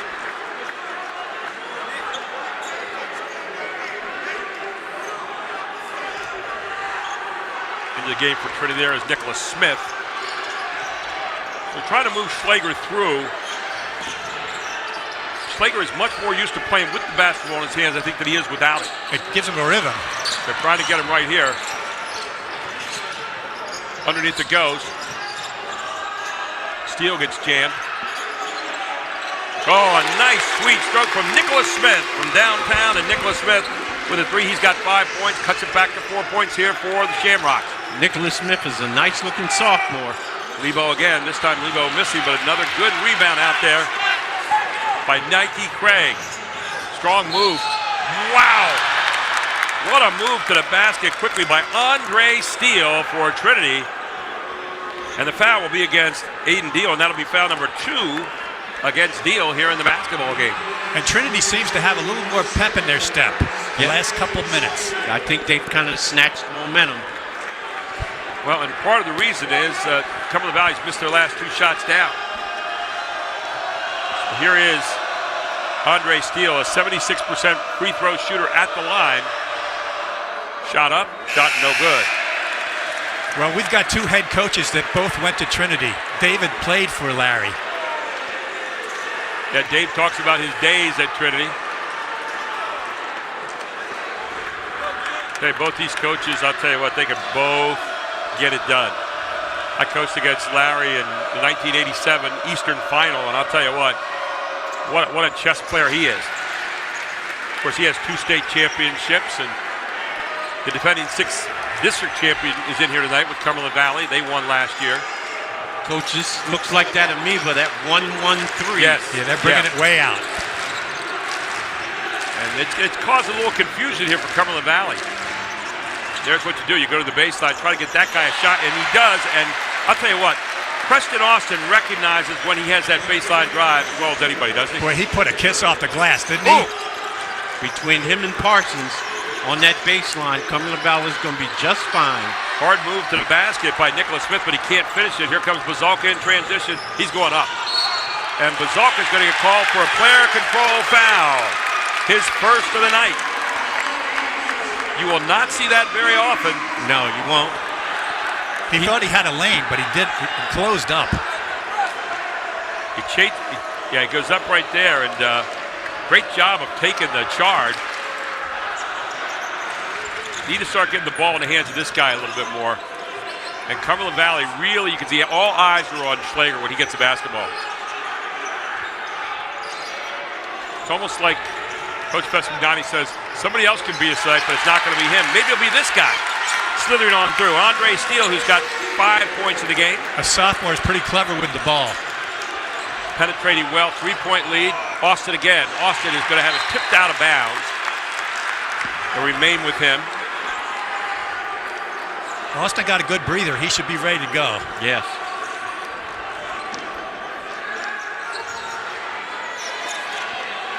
Look at this. What a pass. Great job. And then getting ahead to Steele. Unbelievable play by Owen Schlager. And Steele, the recipient of it, 7 points in the game now, but the play was really set up on the steal by Schlager. Man, was he flying. That was a great play. Lebo back inside. Good passing interior, and then easy finish by Nolan Bazalka. That's that high-low look again. Where they picked that zone apart from the backside that time. Creston did a really nice job. Back in the hands of Nicholas Smith. Back out to Schlager now. I'd like to see Cumberland Valley's hands be a little more active. You know, you got guys 6'6" out on the top.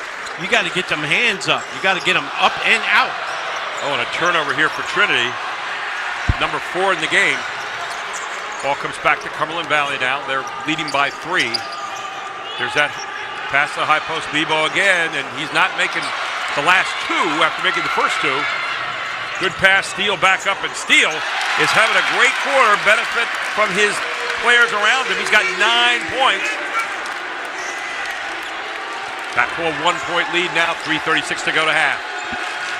Jackie and Battle halftime report coming up. There it is, baseline again. Good job of getting it to Preston Austin, and Austin will finish it off finally on the second effort. High-low on the 2-3. Austin with 6 points so far. Good interior passing. Absolutely, and Cumberland Valley has the right guys in the right spots. They're picking that zone apart from the backside. Actually, they're going through Bazalka in the middle, then coming up the backside. Steele. A little too frisky that time on the shot. Bazalka pulls down the rebound, and here they come running. D'Olimpio, he loves in the transition, and D'Olimpio finishes off.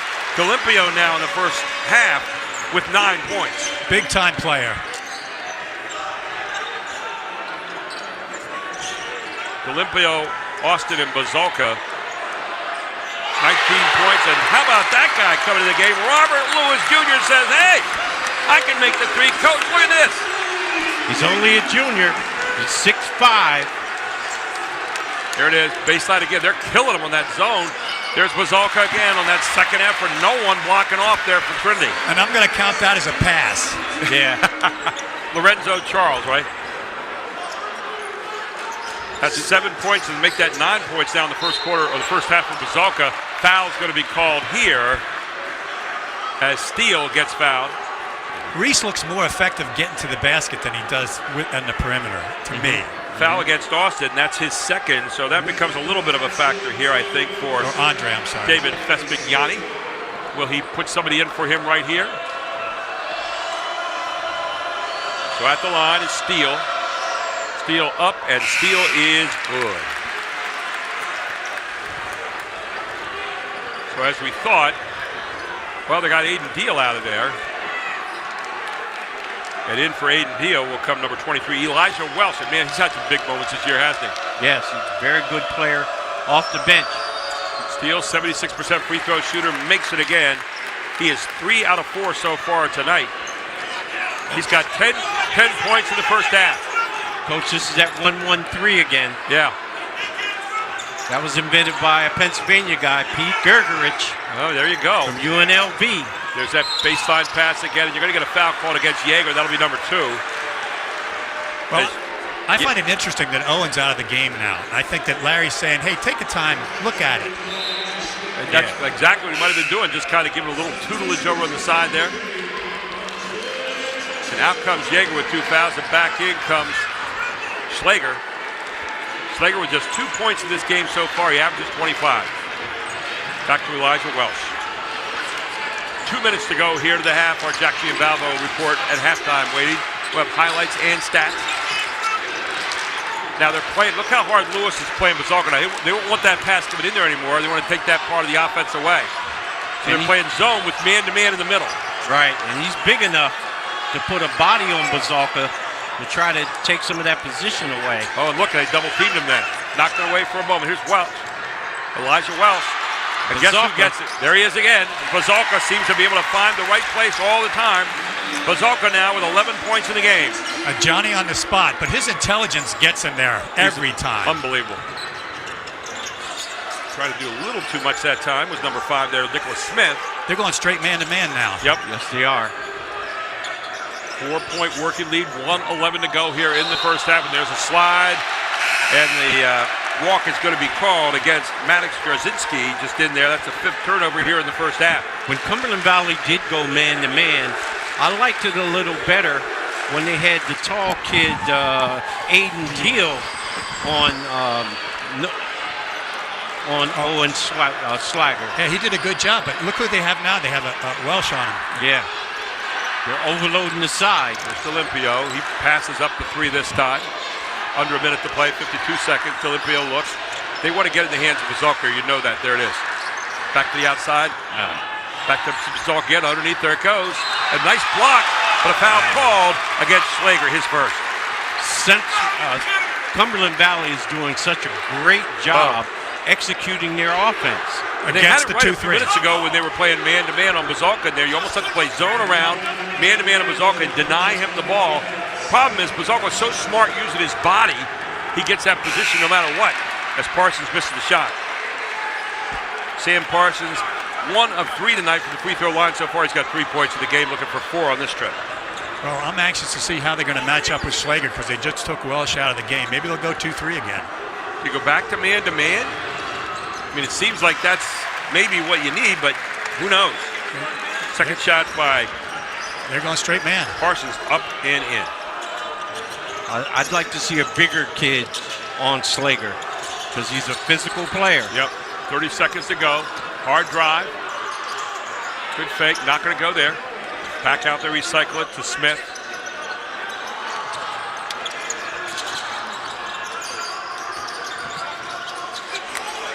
The problem for Schlager is he stops a lot of times. You don't see him move without the basketball. Yeah, he's got to fight harder to get open. Boy, that was a tough try at the bucket, and it's going to get knocked out of the hands of Maddox Jasinski.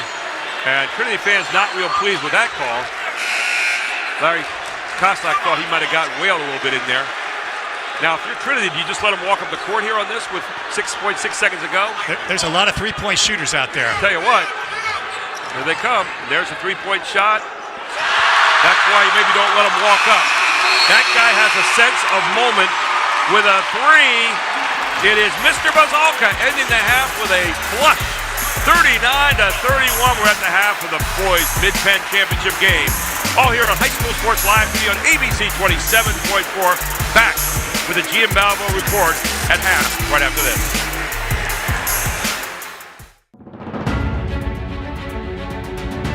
Advanced Hoops Spring Hoop It Up Training featuring 1v1 competition and triple threat instruction, bringing out the best in a player's ability to play one-on-one offensive basketball, 5-on-5 game scrimmages, These are confidence building. A lot of players get on AAU teams and never touch the basketball. Also, top players who might be playing other sports in the spring gives them a chance to get the game experience that they would miss not getting on a travel team. These classes have shooting, driving opportunities, intense skills with multiple ball dribbling. Sign up for the Hoop It Up training in your age group. Add to your training package with a special extra shoot to score featuring all different types of game shots, on the move, and dribble drive class emphasizing transition dribbling and one-on-one moves. You can make it a 2-class combo back-to-back or do all 3 classes and call it a triple play. Every Hoop It Up training class has these extra skill classes so players can hoop it up while getting extra skill work. This makes the Advanced Hoops spring experience unique and worth it. Our top-notch Advanced Hoops coaches this spring are Duke McCamey, former professional basketball player and lead post trainer. Aaron Yancey, longtime and top Advanced Hoops trainer. And our lead trainer, Archie Smith Jr., well known as a speed and agility expert, will be leading many classes. Charlie Fortney, Division I shooting guard and pro player. Bob Felker, well known for being a girls' confidence builder and a strong coach in the girls' arena. Register now for the early bird by March 10th to get a big discount. Go to advancedhoops.com.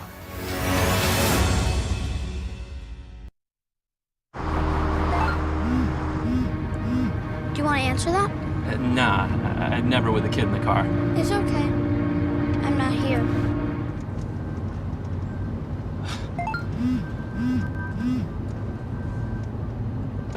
I'm there.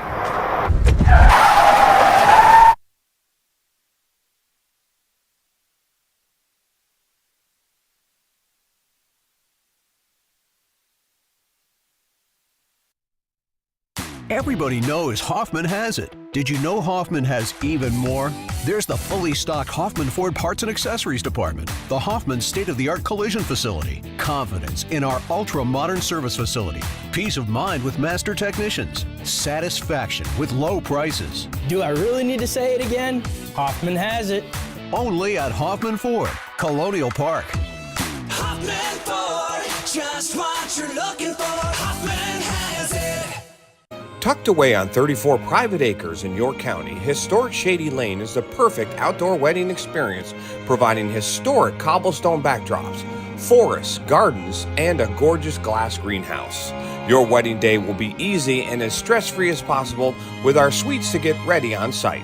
Multiple ceremony options, a separate cocktail hour area, a tented reception space, and more. A wedding coordinator is included in your package to make your experience effortless. You can inquire at historicshadylane.com for more information.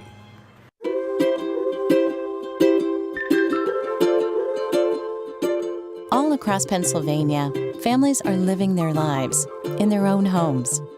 Not long ago, none of these families believed it possible. And then they discovered there was someone who could help. What was once only a dream is now a reality. Welcome home.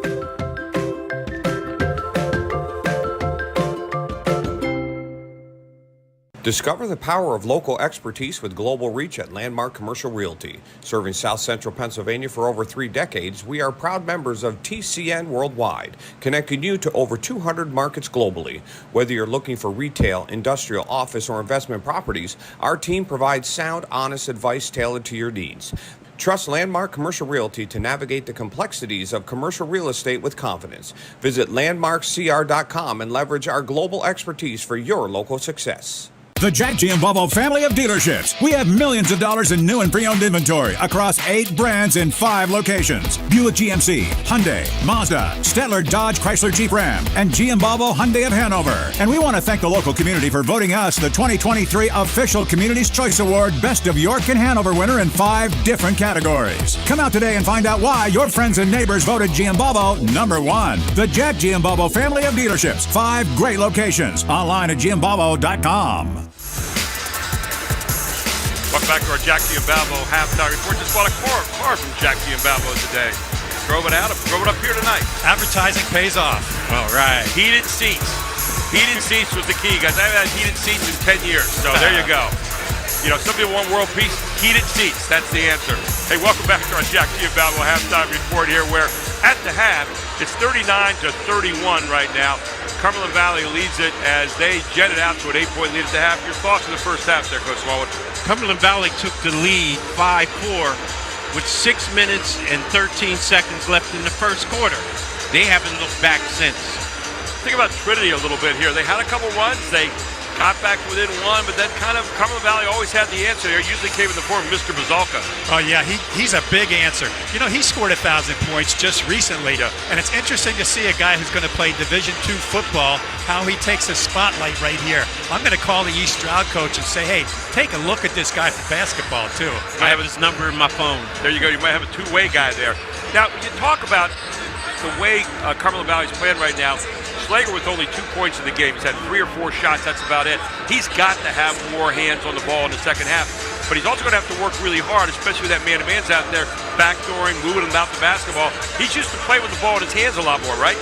Well, if he wants to be the top dog in the area, he's got to emerge in the second half, and it's got to be his game. Coach, your thoughts here about Schlager in the first half? I thought that I'm not sure that he got the ball in scoring kind of positions for him.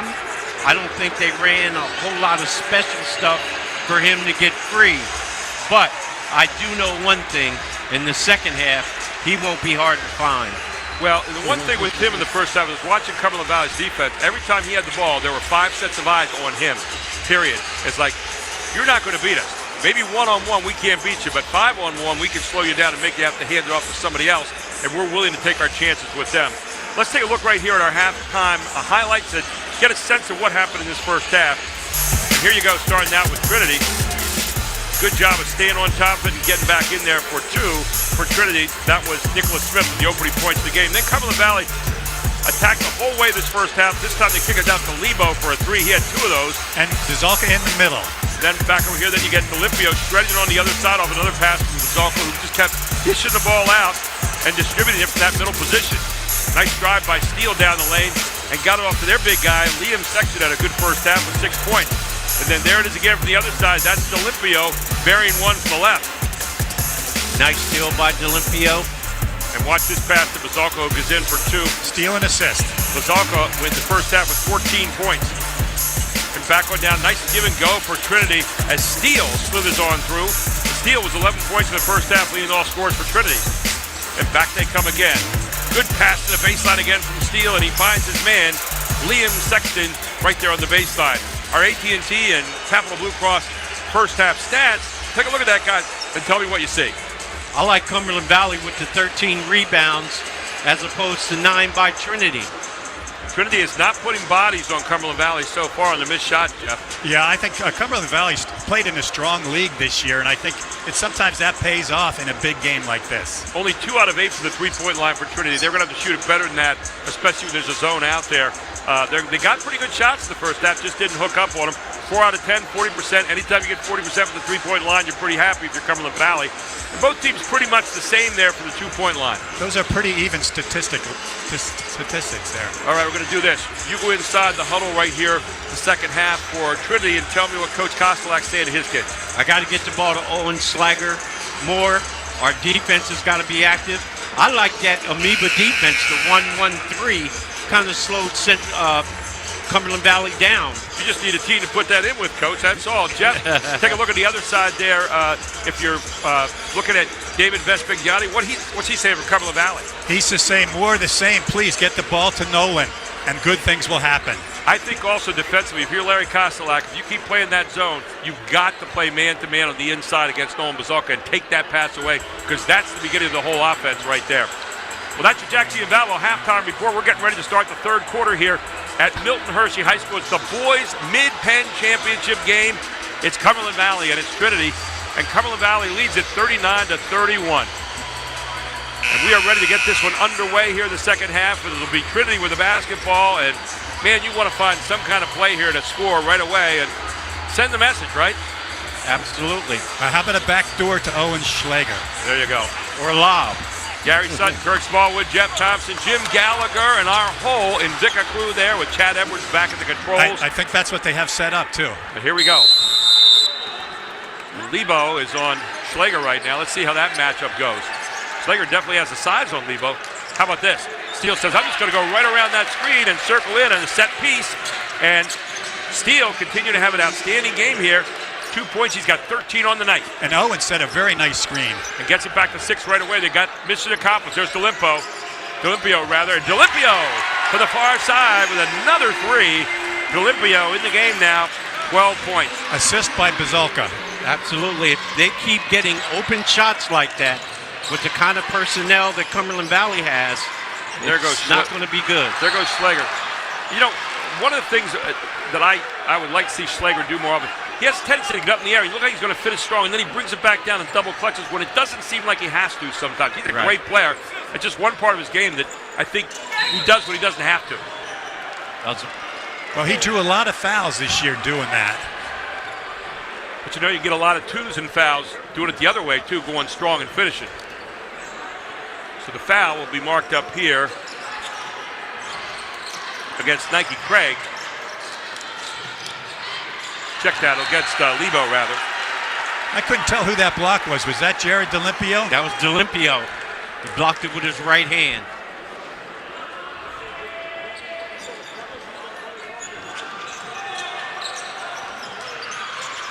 Underneath. Good move up. I'll tell you what, Steele is playing this lights out tonight. Steele's definitely keeping them in it. Steele with 15 points here in the ball game for Trinity. He closed it back to 7. And another good look at the baseline. Good rebound there by Marcus Yeager. Here comes Yeager. Yeager under a head of steam, and Yeager up. Not going to go. Yeager was going to take that shot back here on this side of half court. To the other end it goes. Dolimpio up and at him. Dolimpio cruising on home for 2 more. Dolimpio with 5 points in this quarter, 14 in the game. A great rebound by Creston and a better pass. Back out it comes. Man-to-man here by Cumberland Valley. They've got to get the ball to their guy, Owen Schlager. Here's Yeager. Yeager, strong move. Again, didn't use the backboard and got caught. Back out it comes from Creston Austin. Back to Lebo. Lebo's going to hit it. Bazalka just waits. Bazalka tries to get a shot up. Bazalka with the offensive rebound. Take it away by Schlager. Schlager puts it away, and Schlager with 2. Maybe that'll get him going. Turnover against Cumberland Valley. Schlager makes him pay for it. Schlager has 4 points.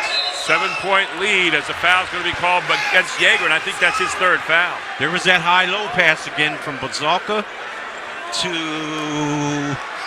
number... Creston Austin.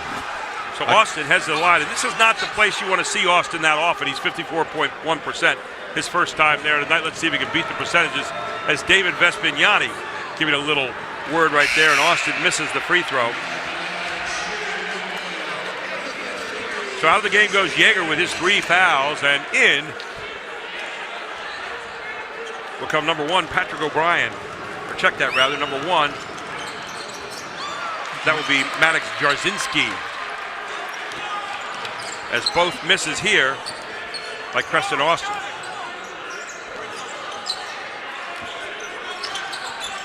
Trinity's doing a good job moving the ball. Steele looking for the pick and roll. Inside it comes. Great pass by Steele, and in it goes. Nice pass to Liam Sexton for 2. Sexton now with 8 points in the game.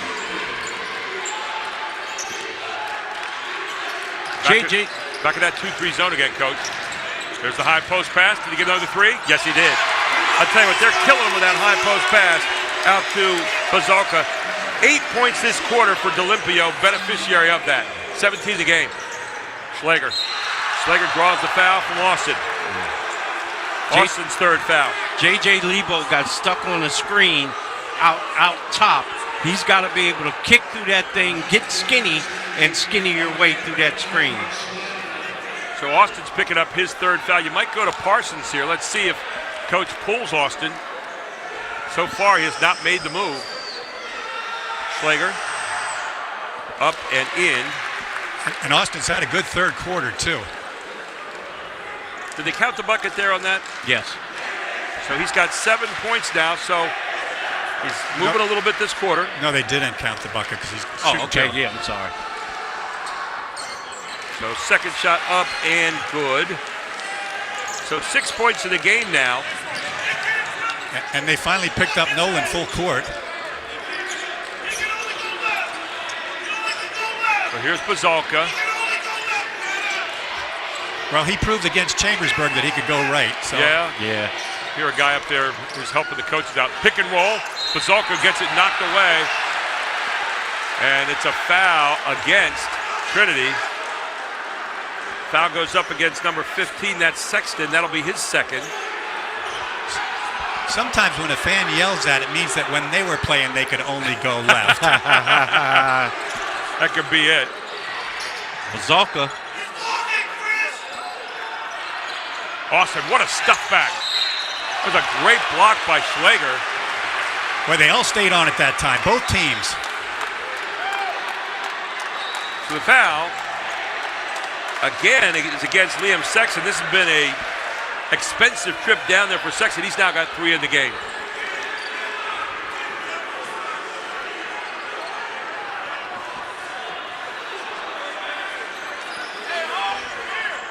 Out it comes to Bazalka. Recycle it back out to Deal. There's a push from Steele. So Steele picks up the foul. And Cumberland Valley is now in the bonus after this inbound. Yeah, this has been an expensive trip down for Trinity this time defensively. Sure has. 3 fouls. Here's Deal triggering the inbound play again. They like to find Bazalka on the backside. Instead, they're getting into Austin. Good double team. Back to Deal. And Deal gets nailed. That was a very nice backdoor pass. That really was. Great pass. He really extended that. Schlager's going to get called for his second foul now. So by my count, this is 5 fouls in this possession that Trinity has picked up. And now they're shooting 2. And now they're shooting 2. Make that 4 fouls in this possession. Here's Deal. 79% free throw shooter, up and in. His first 2 points tonight. Last year, I'll tell you what, he was not a point guard. He'd get in that corner. It was like start running the other direction because it was a layup. I mean, yes. That guy was a 3. This year, he's become almost a total distributor. Nice looking shooter. Really is. He has the ability, I mean, no question about it. Back to the other end, Steele with it, down by 8. Steele gets it blocked. Nice job. Taken back by Schlager, and Schlager, they're going to say he was out of bounds. Schlager saying, was it a foul? He was out of bounds. Yep. There again, you saw the hard drive to basket, then the double clutch instead of going up strong with it, but a good block by Cumberland Valley. 4:27 to go here in the third quarter, 49-41. Cumberland Valley's just sticking to what they do. Operating with an 8-point lead right now, 4:12 to go. Look at Bazalka. A great job of the rebound by Schlager. Schlager off and running. Schlager's taking everybody on in this one, and he makes Lebo have to stop him coming back, and Lebo's going to pick up his 3rd foul. That was actually a pretty smart foul. It was. So Schlager off and running there and forces Lebo into the foul situation. Lebo's going to have to go to the bench, and back in for him will come Joe Richardson, number 10, a senior guard, 5'10". They're looking for Schlager. Schlager strong move underneath, and Schlager up and in. And that's not a very good matchup there, the way Owen can get up in the air. You know, that's one of those plays where Owen just said, I'm bigger than you, and I can score. Preston Austin having a great quarter. How about Austin there with 2 more? Whirling dervish down there. Austin 8 points in the game now. There's a 3 look. That will not go, and Bazalka had it. It's out of bounds off Bazalka. Lewis knocked it off his body. 3:35 to go here in the third quarter. Still an 8-point lead for Cumberland Valley. Lewis gives them some things, too, in there. He really does. So nice size. Spread it out in the 1-4 the baseline. Looking for Steele. Steele, hard move along the baseline. I think Steele might have had the shot and didn't know it there. He's a very, very unselfish player. Very He's quick going to player. have a great career. Very smart player. Very talented. Only a sophomore. Here's Lewis. They set a screen across for Steele. Steele's got the 3 look, and Steele's got the 3 down. Andre Steele, 7 points in the second half, 18 in the game, and quickly back to the other end. And a jump ball called, and a great job of defensive transition by Trinity. Nice play. 5-point lead, 3:20 to go, 3:22 to go here in the third quarter. Coach? That was a great play by number 25, Robert Lewis. Here's Bazalka again, trying to make something happen against 3 guys, and look at that. He's a strong young man. I don't know how he gets his arms through that. That's his first deuce of the third quarter. He's got 16 in the game as the foul will get marked up against number 1, I think. Exactly right. He can throw that old man game at you, can he? Yeah. Oh, yeah. Maddox Jarzinski picks up the foul. He's a throwback. He goes back to the line here. He's 1 out of 2 there so far tonight, looking for 3 the hard way. 16 points in the game, make it 17. Nolan Bazalka, who averages 20 points a game, well on his way to that. 54-46, 3:13 to go, and losing the ball is Schlager. Maybe trying to do a little too much with it. How about that run there by D'Olimpio? D'Olimpio just racing down the court. He loves the transition. 12 points this quarter for D'Olimpio, 21 in the game. Here he is again. Another block, off and running. Right back to D'Olimpio, going to get a walk call here. Yeah, Joe Richardson had a little pitter-patter there. Yeah, got a little happy with his feet. I only have them at 4 turnovers tonight. Does that sound right, Jim? 6 turnovers. Still pretty good in this ball game. We have 5, I think, against Trinity so far. The game's been well played and very clean. Really. There you see Larry Kostelak over there, one of the finest coaches in Pennsylvania. Official explaining to him what the call was. Hey, Reese Brown, the X factor in the game. He was a starter most of the season. Oh, he'll look for his offense. He's good. Yeah. Now watch Schlager. He's just kind of standing and waiting there. Nice cut. They missed him. Reese Brown. First time Reese Brown's had a good look tonight, and he makes him pay for it. Reese Brown with his first points of the evening with a 3. Back to 7. Reese is legit. Here's D'Olimpio. Underneath it goes to Bazalka. Then a great pass baseline to Austin. Austin moving without the ball on the baseline, and Austin with 10 points in the game. What a pass from Bazalka. Good pass to Lewis. Nice touch there to Lewis. In for 2. Robert Lewis Jr. now with 5 points in the game. Lewis is giving them a lot of energy off the bench. How about a nice pass from Jarzinski off the bench, too? Here comes Bazalka again. Foul call. A smart play. He knows he's shooting 2 if he gets fouled. Yeah. The foul will be against number 12. That'll be Reese Brown. That'll be his second foul of the evening. At the line, Bazalka again. Nolan Bazalka. 17 points in this one tonight. 74.8% from the free throw line. Up and down. Got an interesting spin on the ball, doesn't he, Jeff, when he lets it go? He kind of twists it. He's got a wrist flick and a twist on it. But it works for him, doesn't it? There's Larry Kostelak, one of the great coaches in Pennsylvania. Nolan's turned into a very strong young man, hasn't he? Yes, he has. It's almost like a little side spin there on the ball. But he's got 5 points in this quarter, 19 in the game. 60-51 right now. Cumberland Valley with the lead here. 1:49 to go in the quarter. Cumberland Valley in the man-to-man. Good movement here. There's Reese Brown again. And Reese Brown with another 3. So Reese Brown coming alive here. Reese Brown with 6 points in the quarter.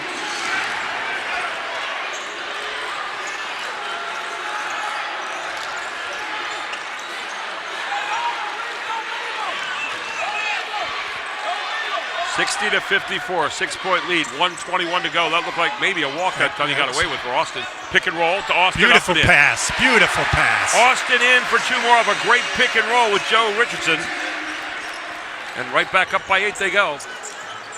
Got to respect Cumberland Valley, just sticking with the game plan, pick and rolls, high lows, and getting out and running when you can.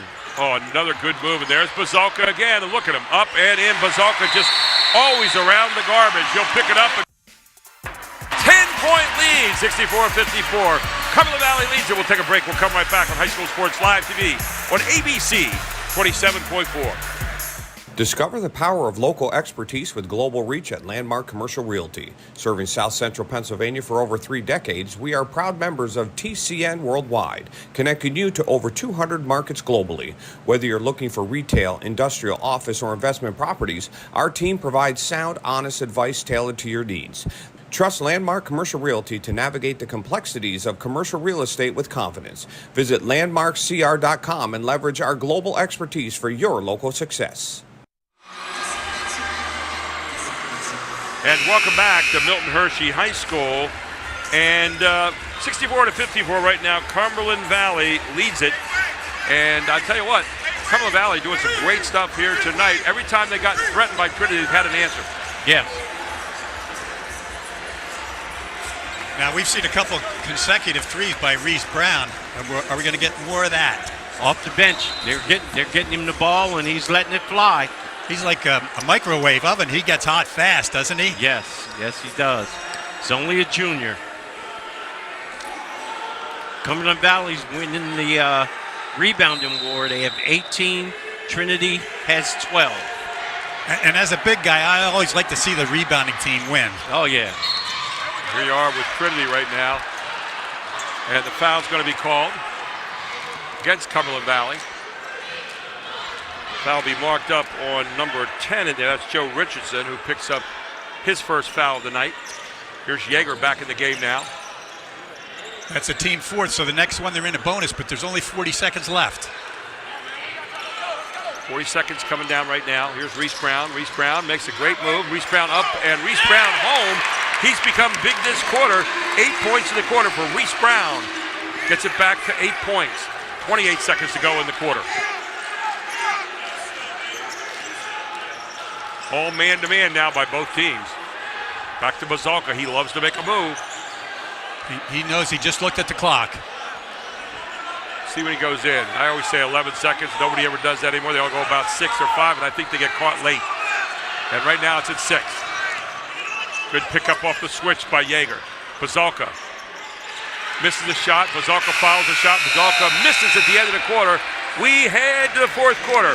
64-56. Cumberland Valley leads it all here on the Mid-Penn Boys Championship on High School Sports Live TV on ABC 27.4. Pack Financial, founded by Joseph Marazzo Sr. in 1972.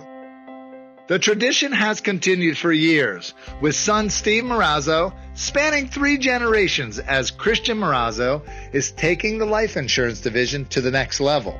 Christian has a very unique ability to communicate the various options available to our customers. We help a lot of people with pre-existing conditions, from final expense all the way from, permanent to term insurance. Reach out to Pack Financial and set up a fact-finding meeting with Christian Marazzo. He will answer all your questions from pre-existing conditions, long-term care, to variations of permanent and term life insurance options. Don't wait. Get peace and clarity by connecting with Pack Financial at 564-6400. Call today or go to packfinancialfirst.com.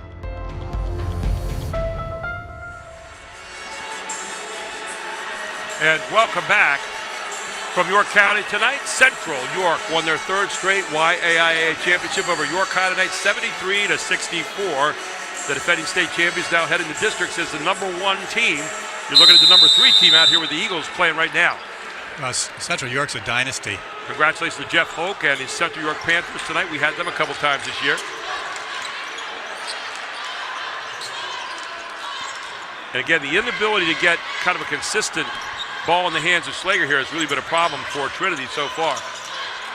Because when he's not shooting, someone else is. There's Austin again, who's had a stupendous game here so far tonight. And if Slager doesn't have the ball, you're basically playing. Wow, look at D'Olimpio on the back door, and another great pass from Aiden Deal. D'Olimpio now with 21 points in the game. He and Bazalka each have 21. Well, they not only rebound better, they pass better. Here's Yeager.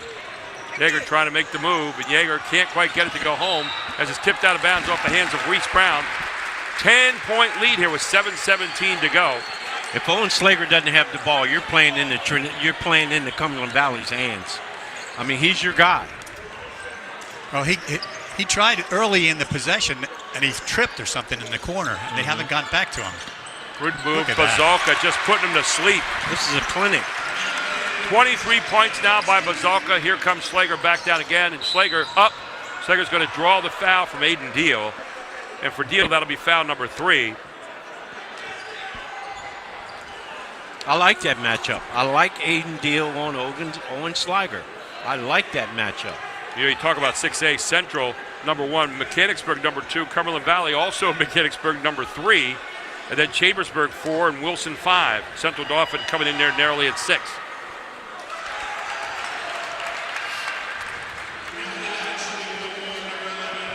Right now in the first round, Cumberland Valley would play Ephrata if it goes as it is today.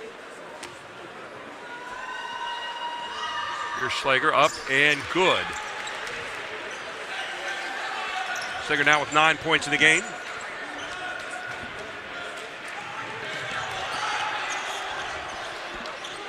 Aiden Deal initiating the offense. They didn't close out well against Mechanicsburg. Let's see if they can do a better job here. Another backdoor look, but a turnover here against Cumberland Valley. I would have liked to see Bazalka just power that thing up. Here's Yeager up strong. Yeager, a lot of good drives, but hasn't been able to finalize tonight. Tipped by Deal. And Austin will draw the foul on the pass. And I believe it's Reese Brown again. Check that. It'll be against number 5. That'll be Nicholas Smith with the foul. So checking in the game right now for Trinity is Nike Craig. And I believe they gave the foul there to Yeager. Austin, again, rebound nicely there by Slager. And that's one of the few times you might see a bad foul there by Bazalka in the backcourt. Bad foul. You know what? He got out-rebounded by Slager down low. Yeah. And that was hard. Yeah. A little pride foul there, maybe? That was a definite pride foul.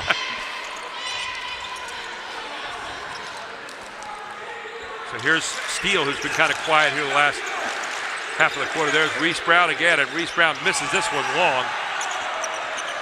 Here's Bazalka. Bazalka does a good job when he gets a chance to initiate the offense. Well, with an 11-point lead, you can manage to take a little time off the clock if you want, but there it is. This is a set piece for Bazalka. He owns it right here. Nope. Good rebound. Coming out there, Slager again. Slager in the full court. And Slager just basically going to the basket right now and daring you to stop him. So the foul against Cumberland Valley. I think that one against Aiden Deal, his 4th. CV has to keep looking at the basket. Vespignani's going to get Deal out of there and get Richardson in. That wasn't a good foul at all. Not at all. Nope.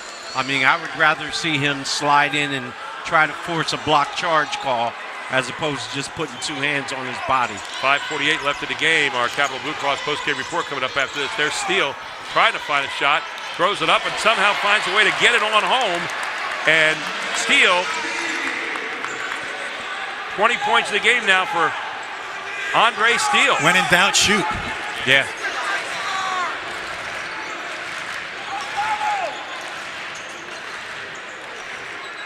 Steele with 20 points tonight. He's had a great game. Here's Bazalka. There's Levo, hasn't shot for a while. Misses here. Tipped around by Austin, who's been just unbelievable inside tonight. Back it comes to Austin. He'll kick it back out to Richardson. There we cycle, 5 minutes to go. Now you can really handle the ball a little bit and take some time off the clock with a nice 9-point lead. The ball's moving, bodies are moving. That's probably not the shot you want, but guess what? Every now and then it goes down, and a 3 by Creston Austin III at a big moment. He's got 15 in the game. We'll take a timeout. 71-59, Cumberland Valley leads it. You're watching the Mid-Penn Boys Championship game on High School Sports Live TV on ABC 27.4. Everybody knows Hoffman has it. Did you know Hoffman has even more? There's the fully stocked Hoffman Ford Parts and Accessories Department, the Hoffman state-of-the-art collision facility, confidence in our ultra-modern service facility, peace of mind with master technicians, satisfaction with low prices. Do I really need to say it again? Hoffman has it. Only at Hoffman Ford, Colonial Park. Hoffman Ford, just what you're looking for. Hoffman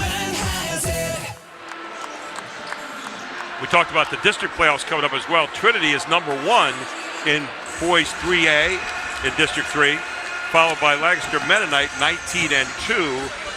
And of course this year in 3A, you only have 6 teams going into the states, or into the districts rather. So when you look at that, it would be Trinity, Lancaster Mennonite, Halifax, Antietam, Brandywine Heights, and Pequay Valley.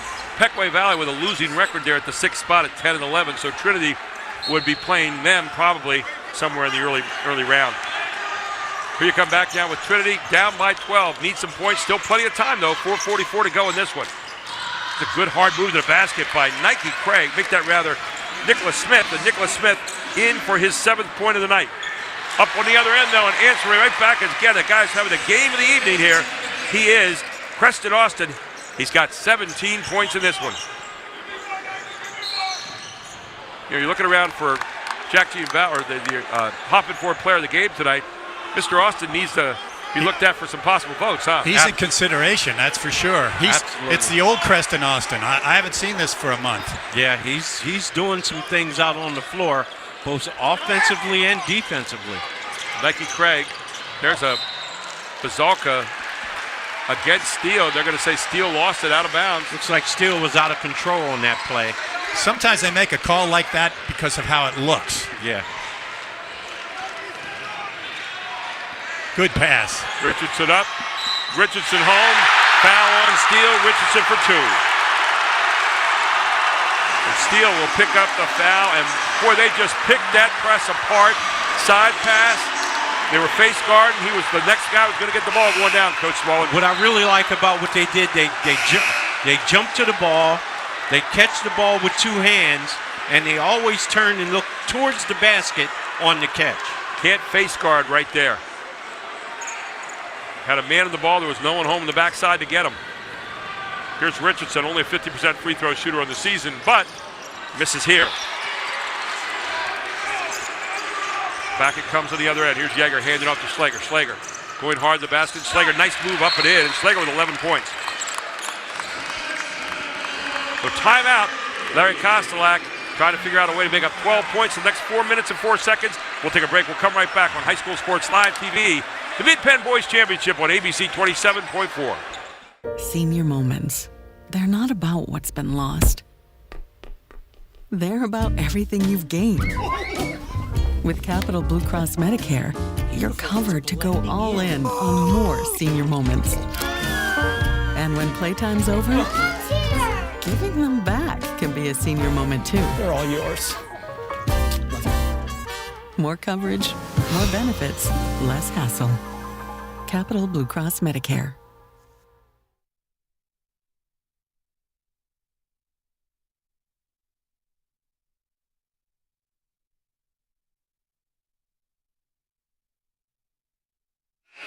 A 12-point lead right now. What's Larry Kostelak saying, Coach Smallwood?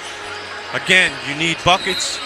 You need to get to the foul line and score with the clock stopped. On the other side, Coach Vespignani is probably starting to say, the clock's becoming a factor with 4 minutes to play, right, Jeff? The clock is a factor, and they got to get the ball in the hands of their strongest people. Because Trinity's got to get after the ball. Well, here comes Trinity now. 1-2, 1-1. They're going to try to get a couple steals here. You got to get some stops if you're Trinity and get some turnovers. And this team knows how to handle it against these kind of presses. There's Austin again. Austin not going to get this one. Might have been a foul there, but Sexton got away with it. And you get it back to Slager. Slager is going to put the ball in his hands down. Slager loses it. All the way up to Zalka. What a pass to D'Olimpio. What a combination tonight. And D'Olimpio in for 2 more. It's a team game, isn't it? Yes, and D'Olimpio consistently runs the lanes hard. 23 points for D'Olimpio as Yeager answers with a 3 on the other end. Yeager with his first 3 of the night. Marcus Yeager. 7 points in the game. Off Cumberland Valley, out of bounds, and so 11-point lead, 3:27 to go, but Trinity's not done yet. J.J. Lebo on that catch. Turn and face your basket and find your player. I always told our players, look and see the other basket. You control the floor with your eyes. The better your eyes are, the smaller the court becomes. Got to control it. Trinity's got to get frantic on defense, though. Yep, here's Yeager. Jump stop, Yeager misses it, out of bounds, and it's going to go to Cumberland Valley. Got to be strong on the finish. Here's Aiden Deal back in. He's got 4 fouls. Richardson out. So they got Deal in to handle the basketball and also for his free throw ability. So you're trading 50% free throw shooter for 79. They went right to half court. Austin kicks it out. Olympio thinks of the 3, passes it back out. Good play. Hats off to Richardson. Joe Richardson, the senior, he really added a lot of flavor to Cumberland Valley's win. Well, got a good bucket off that inbounds play, too. He answered the bell, didn't he? Yes, he did. So here's Bazalka. You don't really need a hard move here. You don't need a shot. Back out it comes. The other side, Olympio taking a shot. Probably didn't need to take right there. Here comes Schlager. Standing. Oh, come on. Schlager up and in, and Schlager now with 13 points in the game. Here comes Lebo. Baseline up in D'Olimpio. And D'Olimpio on in, and timeout on the floor. D'Olimpio now with 25 points in the game tonight. 2:31 to go in this. We'll take a break. We'll come right back. It's the boys' Mid-Penn Championship game on ABC 27.4. The Jack G and Bobo family of dealerships. We have millions of dollars in new and pre-owned inventory across 8 brands in 5 locations. Buick GMC, Hyundai, Mazda, Stettler, Dodge, Chrysler, Jeep Ram, and G and Bobo Hyundai of Hanover. And we want to thank the local community for voting us the 2023 Official Community's Choice Award Best of York and Hanover winner in 5 different categories. Come out today and find out why your friends and neighbors voted G and Bobo #1. The Jack G and Bobo family of dealerships. 5 great locations. Online at gmbobo.com. And welcome back. And the correction on D'Olimpio has 23 according to the board, and so does Bazalka with 23. And 17, or make that 19 up there tonight by Preston Austin. So 3 guys there. 46 points, add 19 more. That's 65 points among the big three there tonight. Cumberland Valley leads went from 7 to 9 to 10 to 12 to 14 points. Now it's at 11. Back at 11. You need some threes. There's Reese Brown. He's got a couple of them. This one off the back of the iron. Cooley comes out. Inside it goes to Sexton. Sexton up. He's not going to get it. Tap it up and in. That's going to be from Reese Brown. Reese Brown, second half here, 10 points. All 10 of his points tonight in the second half as they're back to 9 points now. 2:02 to play. You got to do something here to turn things around. Cumberland Valley getting some pretty good defense right there. Steele against Lebo. Tipped away finally, and D'Olimpio covers it. Here's D'Olimpio. Cumberland Valley, you got to keep 2 hands on that ball. There's the foul on Reese Brown. Brown picks up foul number 3. 1:43 to go. Well, they're not really looking at the basket, and they did this against Mechanicsburg, and Mechanicsburg came back and almost beat them. Yeah, you can't forget about scoring now. You just have to take an unmolested shot is what you want to do. And all 5 have to come to the ball hard. So back to Bazalka, get in this guy's hands. Trinity's not giving up, that's for sure. Not at all. Yeah, they're here to fight. Oh, look at Yeager. And Yeager's going to push out of the way to get to that. Yeager's going to foul out with that one, I believe. Well, that'll be the 4th. Is that the 4th or 5th for Yeager? That's number 4. Foul number 4 for Yeager now, as he pushed to get to the ball, but a great piece of work there getting the hand in on that. He's matched up right now on Bazalka. He let Nolan know he was there. Both teams have 4 team fouls. Bazalka up in D'Olimpio again. Now he's got 25 points. Nice assist. And Bazalka again just proving what he can do.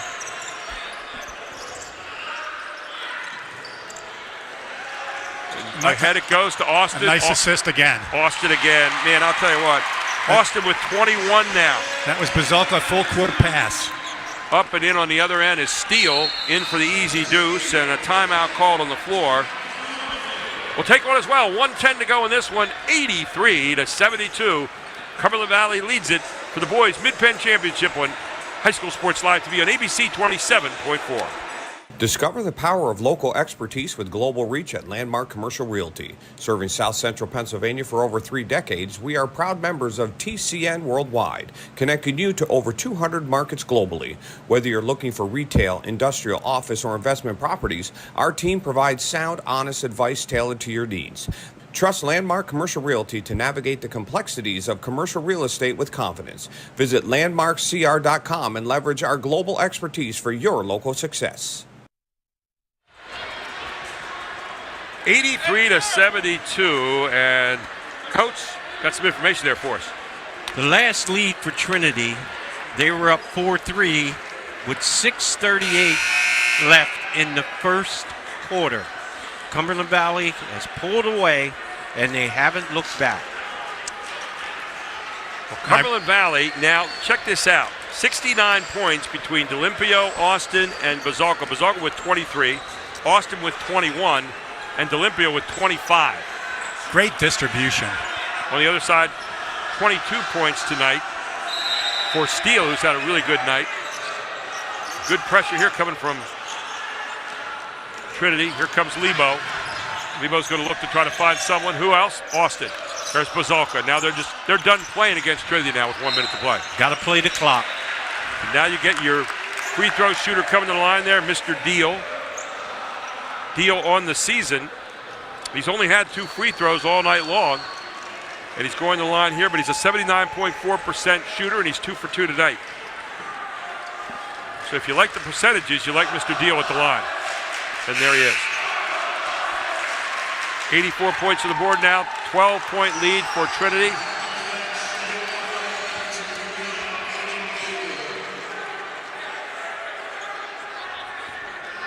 Here's Deal.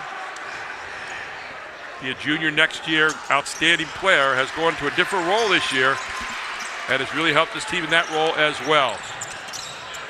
10 out of 16 with the free throw line in the game now for Cumberland Valley. Is ball taken away again by Creston Austin, who's had an outstanding night, and Yeager is going to foul out of the game here with his 5th foul.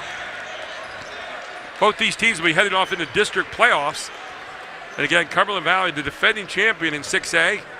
Central York might have something to say about that this year. Central Dauphin might have something to say about it. Wilson might have something to say about it. Chambersburg. Carlisle's in that mix. You know, so you got a whole bunch of guys. William Penn, York High, who's been playing great basketball. And let's look at Trinity. They're odds-on favorite to win the district.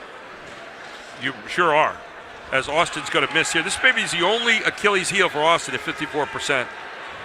But outside of that tonight, his hands have been on the ball a lot this evening with 21 points. He and D'Olimpio really played great games. They played really good games. But who's the guy whose hands have been in the middle of all that all night long? The guy has been doing it for a long time. 22 points now for Austin tonight. And that was Bazalka, under a minute to play. 86-72 as Cumberland Valley looking like they're going to cruise on in with another championship here. Up and in. Nice job by Reese Brown. Reese Brown with 12 points all in the second half tonight.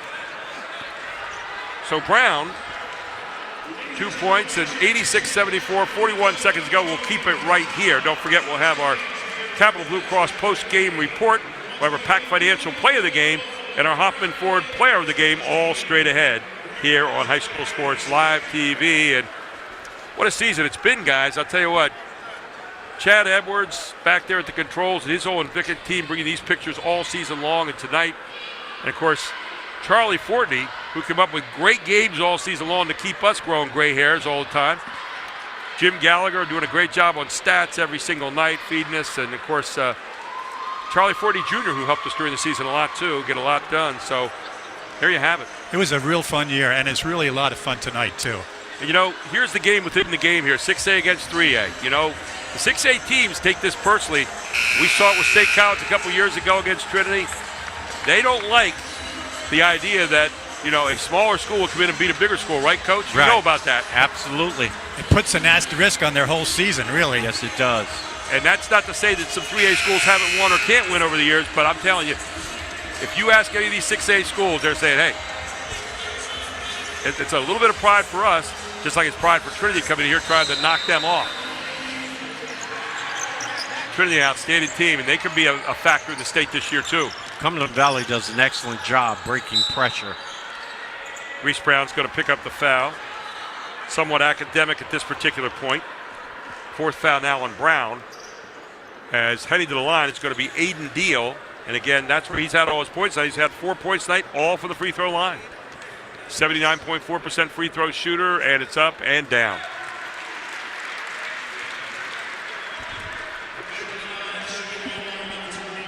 Deal, who is a 6'6" guard.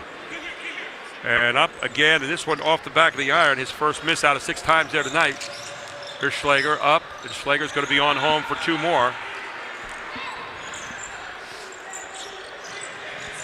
Schlager with 15 on the night, under his average by 10. And there's a foul coming back again. And you might say, well, why do you foul right now? Larry Kostelak's practicing for the next game.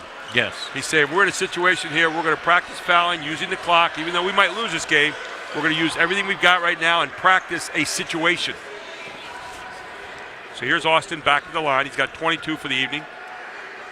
And make it 23. Preston Austin has had an outstanding game tonight. He has 23. 23 for Bazalka. Make it 24 now for Austin. So 25 for D'Olimpio.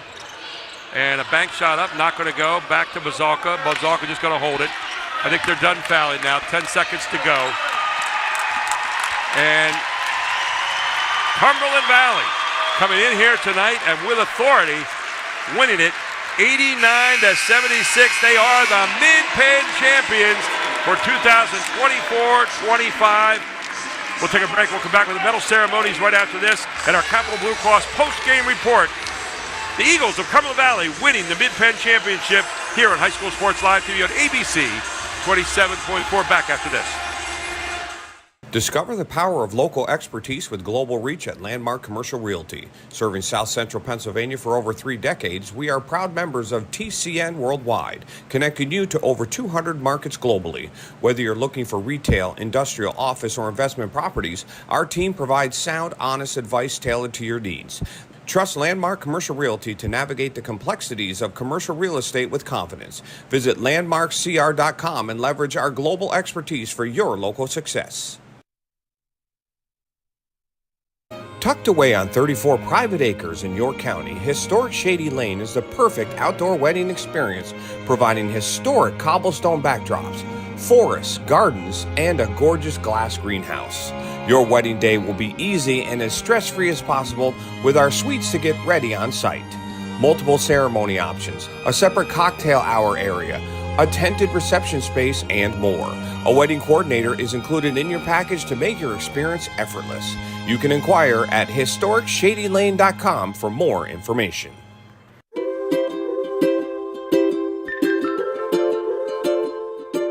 All across Pennsylvania, families are living their lives in their own homes. Not long ago, none of these families believed it possible. And then they discovered there was someone who could help. What was once only a dream is now a reality. Welcome home.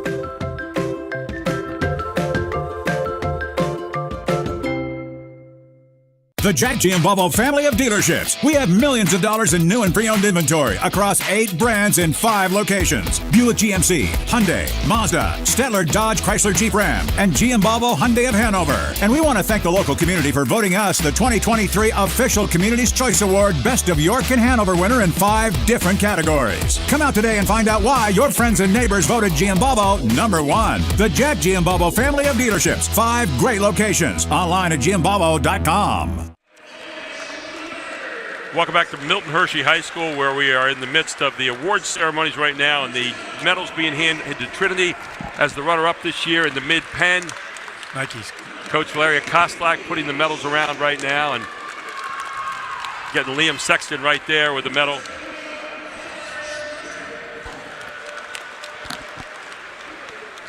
No one likes to finish second, but, you know, there was no loss of fight for this team. I tell you what, they come hard at you, don't they?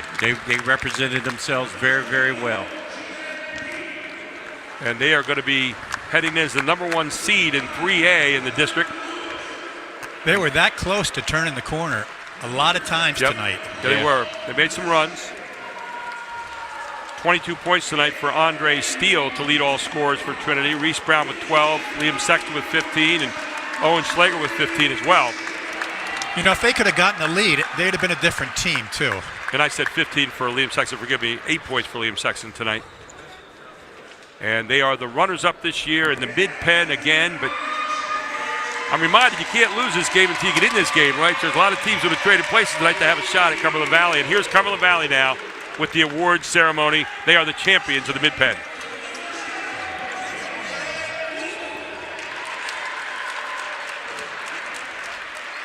And were they the champions last year? Yes. Yes. So they are. They came back and defended this championship. And here's D'Olimpio getting his right now. D'Olimpio with 25 points to lead all scorers here tonight. Great game by Jared. How about Leva, who Jeff propelled him out with 2 threes to start the game? He was excellent. He had 6 tonight. You have to guard him.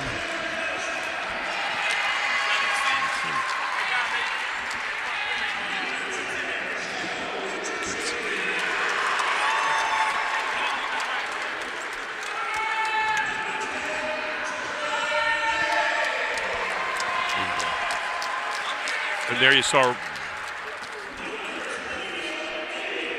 this guy handled the ball well all night long. Aiden Deal, he had 5 points in the game. And you're about to hear a big crowd go for this one. Nolan Bazalka with 22 points tonight, matching the number on his uniform, guys. He's had a tremendous senior year. He might have been close to a triple-double. We'll have to look at the tape, but I think he might have had one. We didn't see Elijah Welsh a lot tonight at all. We saw a little bit this evening of number 24, Sam Parsons. We saw a lot of this next guy. Great game.